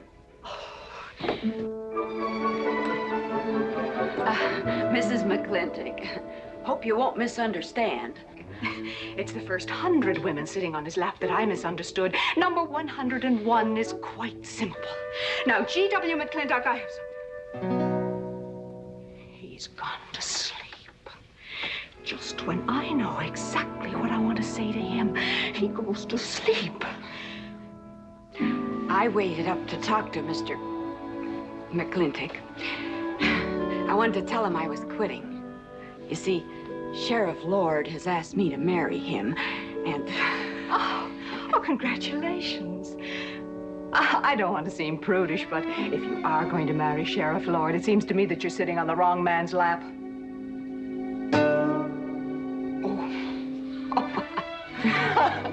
Come on, I'll help you upstairs and we'll have a long talk about men in general. Ladies, one moment.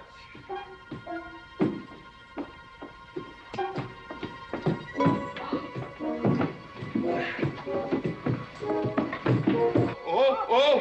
Watch out, you'll get us all killed! Oh!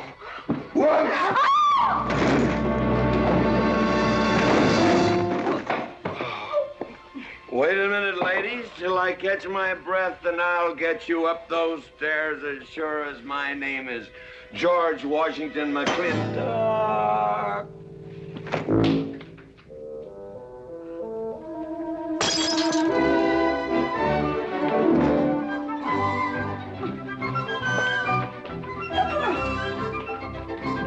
You may be quitting, Mrs. Wallace. Mrs. Ward. But not tomorrow. I want my breakfast in bed.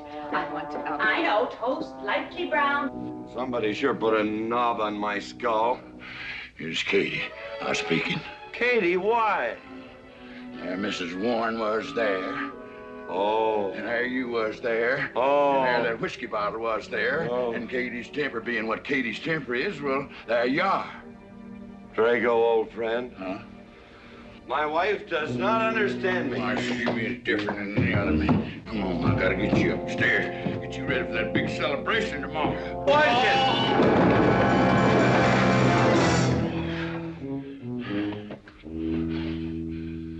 Drago, I am sleeping in the den.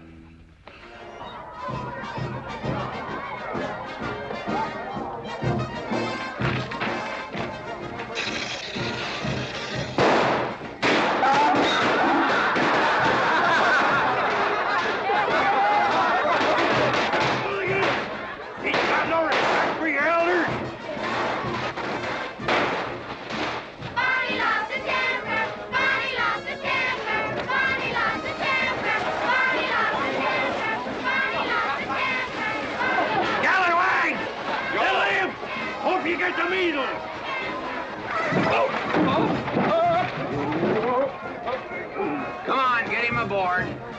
Is everybody ready? Man in number 5 needs a flank cinch. Get him one. Let us know when you're ready. Ladies and gentlemen, it is my honor to present to you the governor of our territory, Cuthbert H. Humphreys. Thank you, Mayor. My friends and citizens of this great territory, this is the 9th consecutive year. It has been my privilege and my pleasure to inaugurate the McLintock 4th of July celebration. Now, the first event will be the wild horse race. But before I fire this shot to start the event, I would like to say a few modest words regarding my stewardship of this great territory.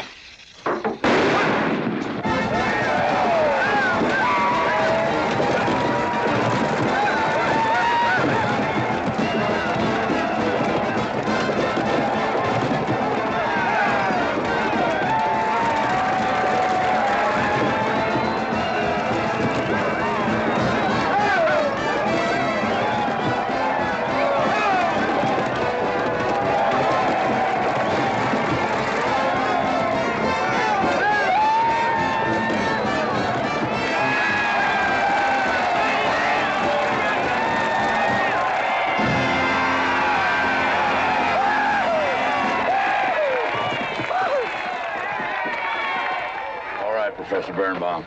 Gentlemen? Sheriff, here's your horse. Come on, get them all lined up. Come here, King. Now, boys, you all know the rules. It's twice around the inside, once around the outside. First cowboy that hits that finish line without busting that egg is the winner. And I caution you boys about some of them eggs, because some of them eggs are last year's holdovers. All right, mount up.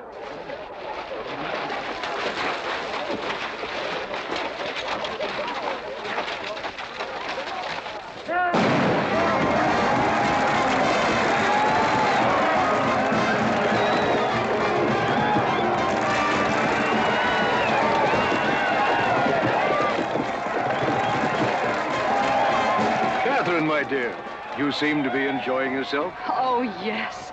This is wonderful. It's the only thing I really do enjoy about this barbaric country, the 4th of July celebration.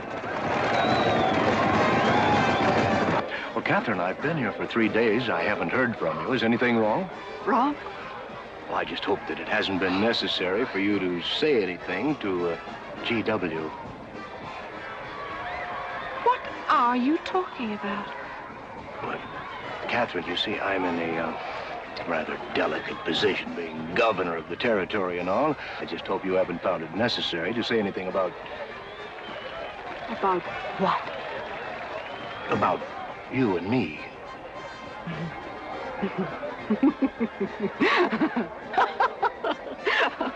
Why, you pompous windbag. Do you think that you're the only man who's ever tried to play patty fingers with me, who's ever tried to lure me into the moonlight? Well, no, but I... Well, I'm a big girl and I can take care of myself. My husband knows it. I can assure you, Governor, that your reputation is untarnished. Now get out of my way.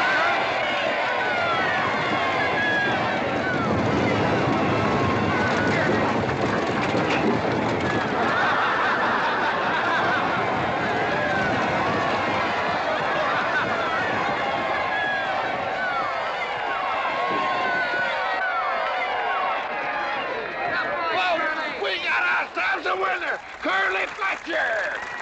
Muzzles up, Curly! Give me the egg. Disqualified. Here you go, Curtis. G.W., you'll never believe what happened over there. What? You smell a beer.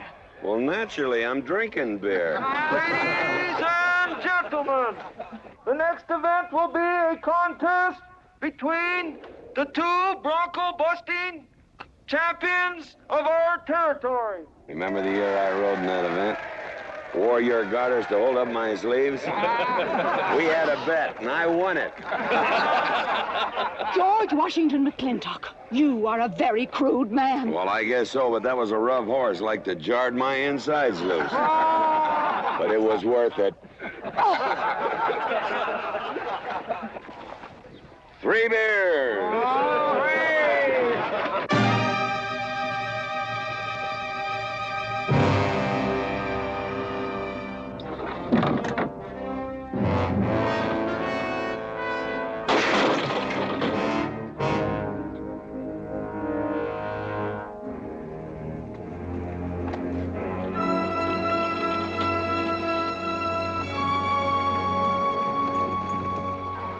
One, two, three,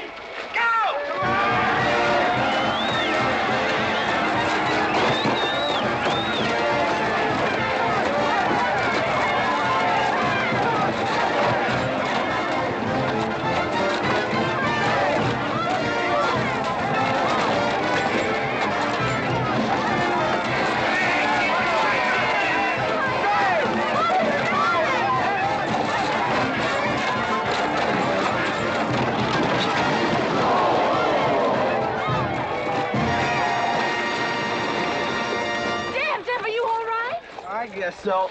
Nothing busted but my pride. Well, that ought to even things up, Farmer. For what? Well, that sore nose you gave me the other day. Well, that ain't what's sore on him.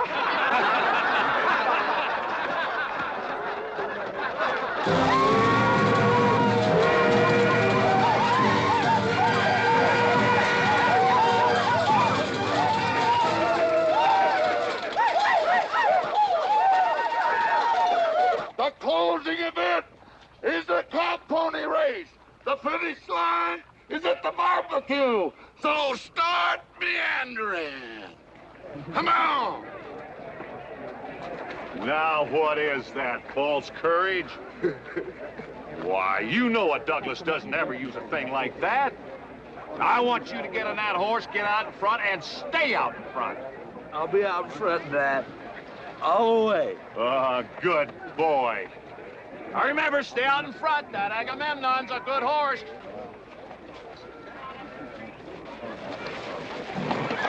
Oh, Agamemnon.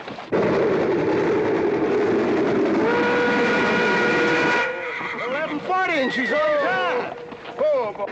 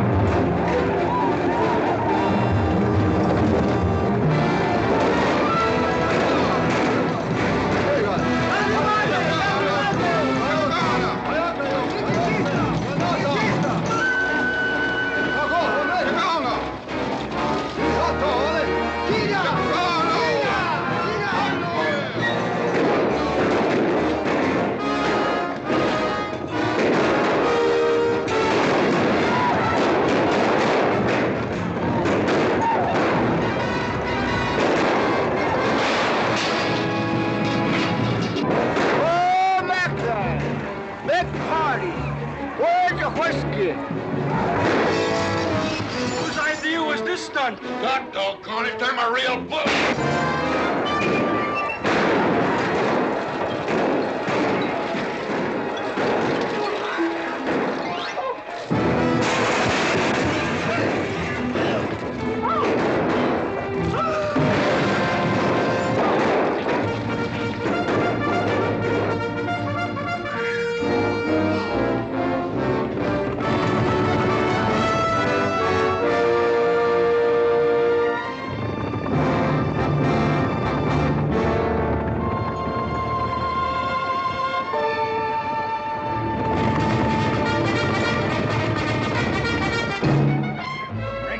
Excitement you'd want for one 4th of July, eh? Homer finally got his way, but I reckon he's riding out his last war party.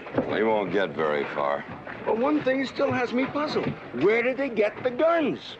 I was wondering the same thing. My kidney's been bothering me. Bunny?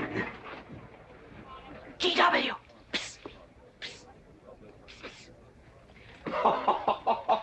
What an idiotic joke.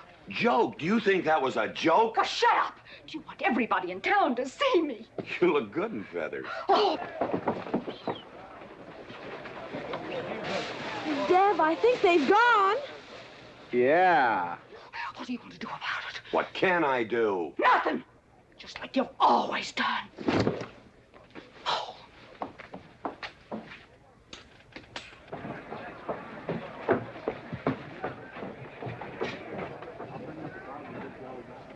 How long, GW?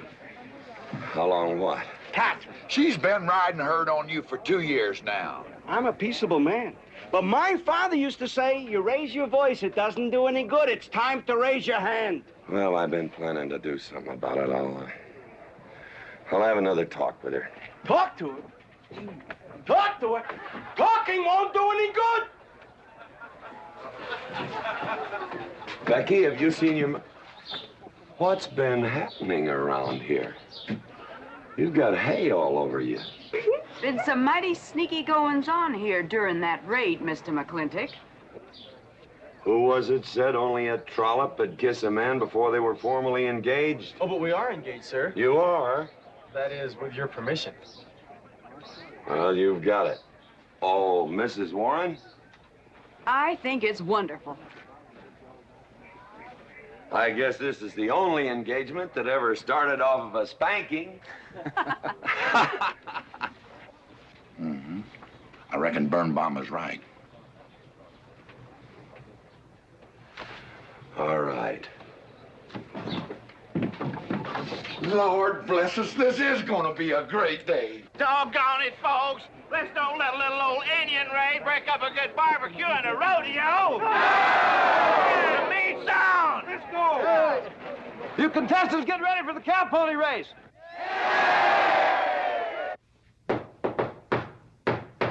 Who is it? It's me. Let me in. Not now. Right now. Are you insane? I want to talk to you. It'll have to wait. I've taken all I'm going to take from you. You are insane. You are going to tell me why you packed up, picked up, and walked out on me. 2 years ago, you remember, you came home from Denver with lipstick all over your clothes.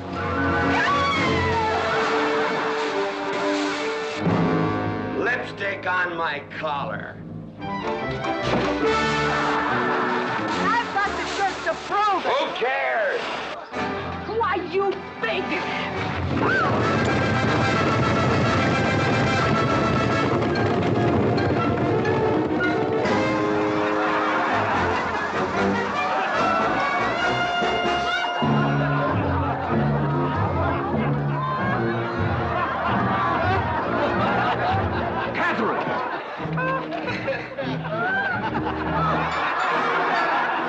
G.W., you are a ruffian. Cuthbert, you are right.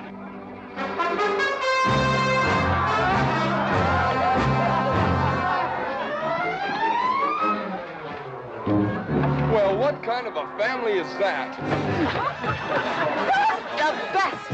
And dangerous, son. Who won the race? Who cares, Agard? History's being made.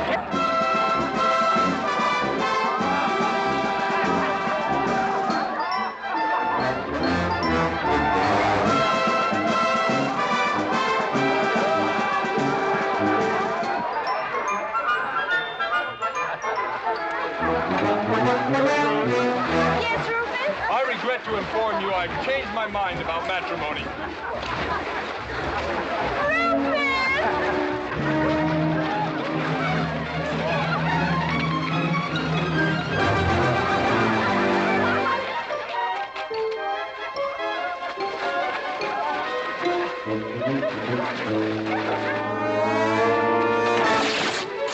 Hey, Mrs. McLintock!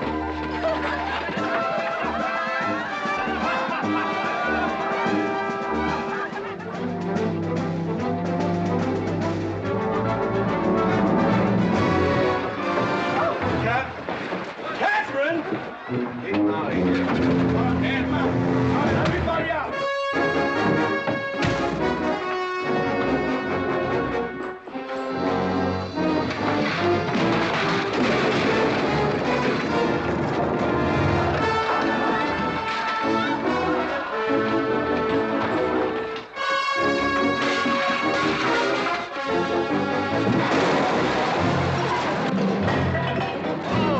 Looks like G.W. is buying out the whole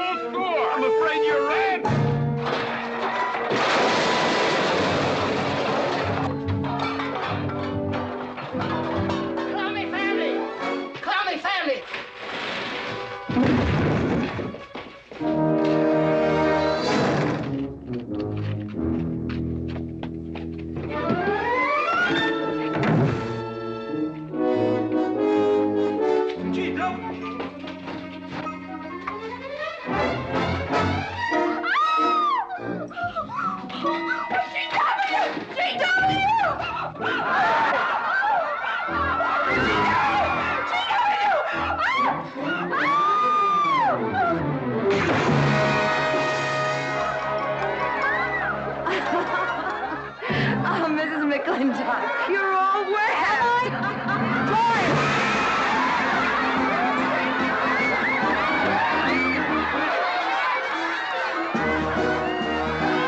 Wrong woman, G.W.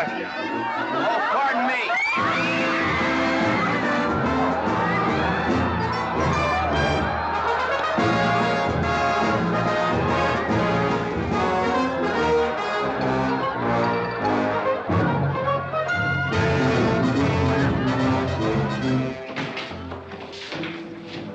Mrs. McLintock, you setting a new style?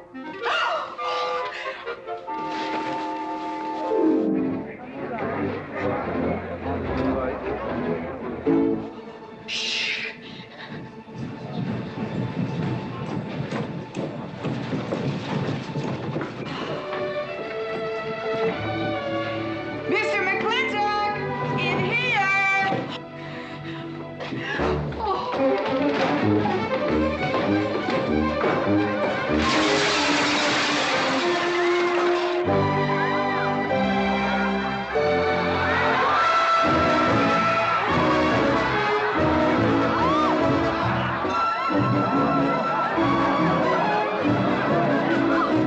If I ever get through this humiliation, you'll rue the day you ever met me. Oh, belly aching, fight all you want. It won't do you any good. You've been digging those burrs into me for 2 years. Now you're gonna get your comeuppance. Thanks. My father would be proud of you! Now make him prouder.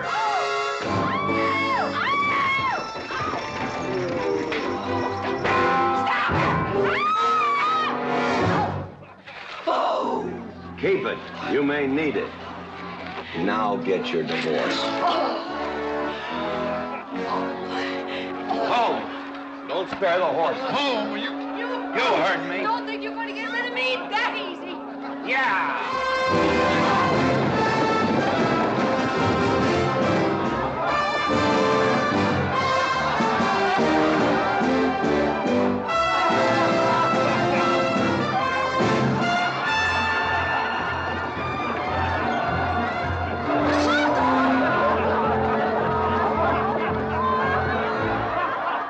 No more living in the capital? No. No more Newport in season? Nope. No more dancing at the governor's ball? No, GW. Happy days! 310 times without a miss. That's a record.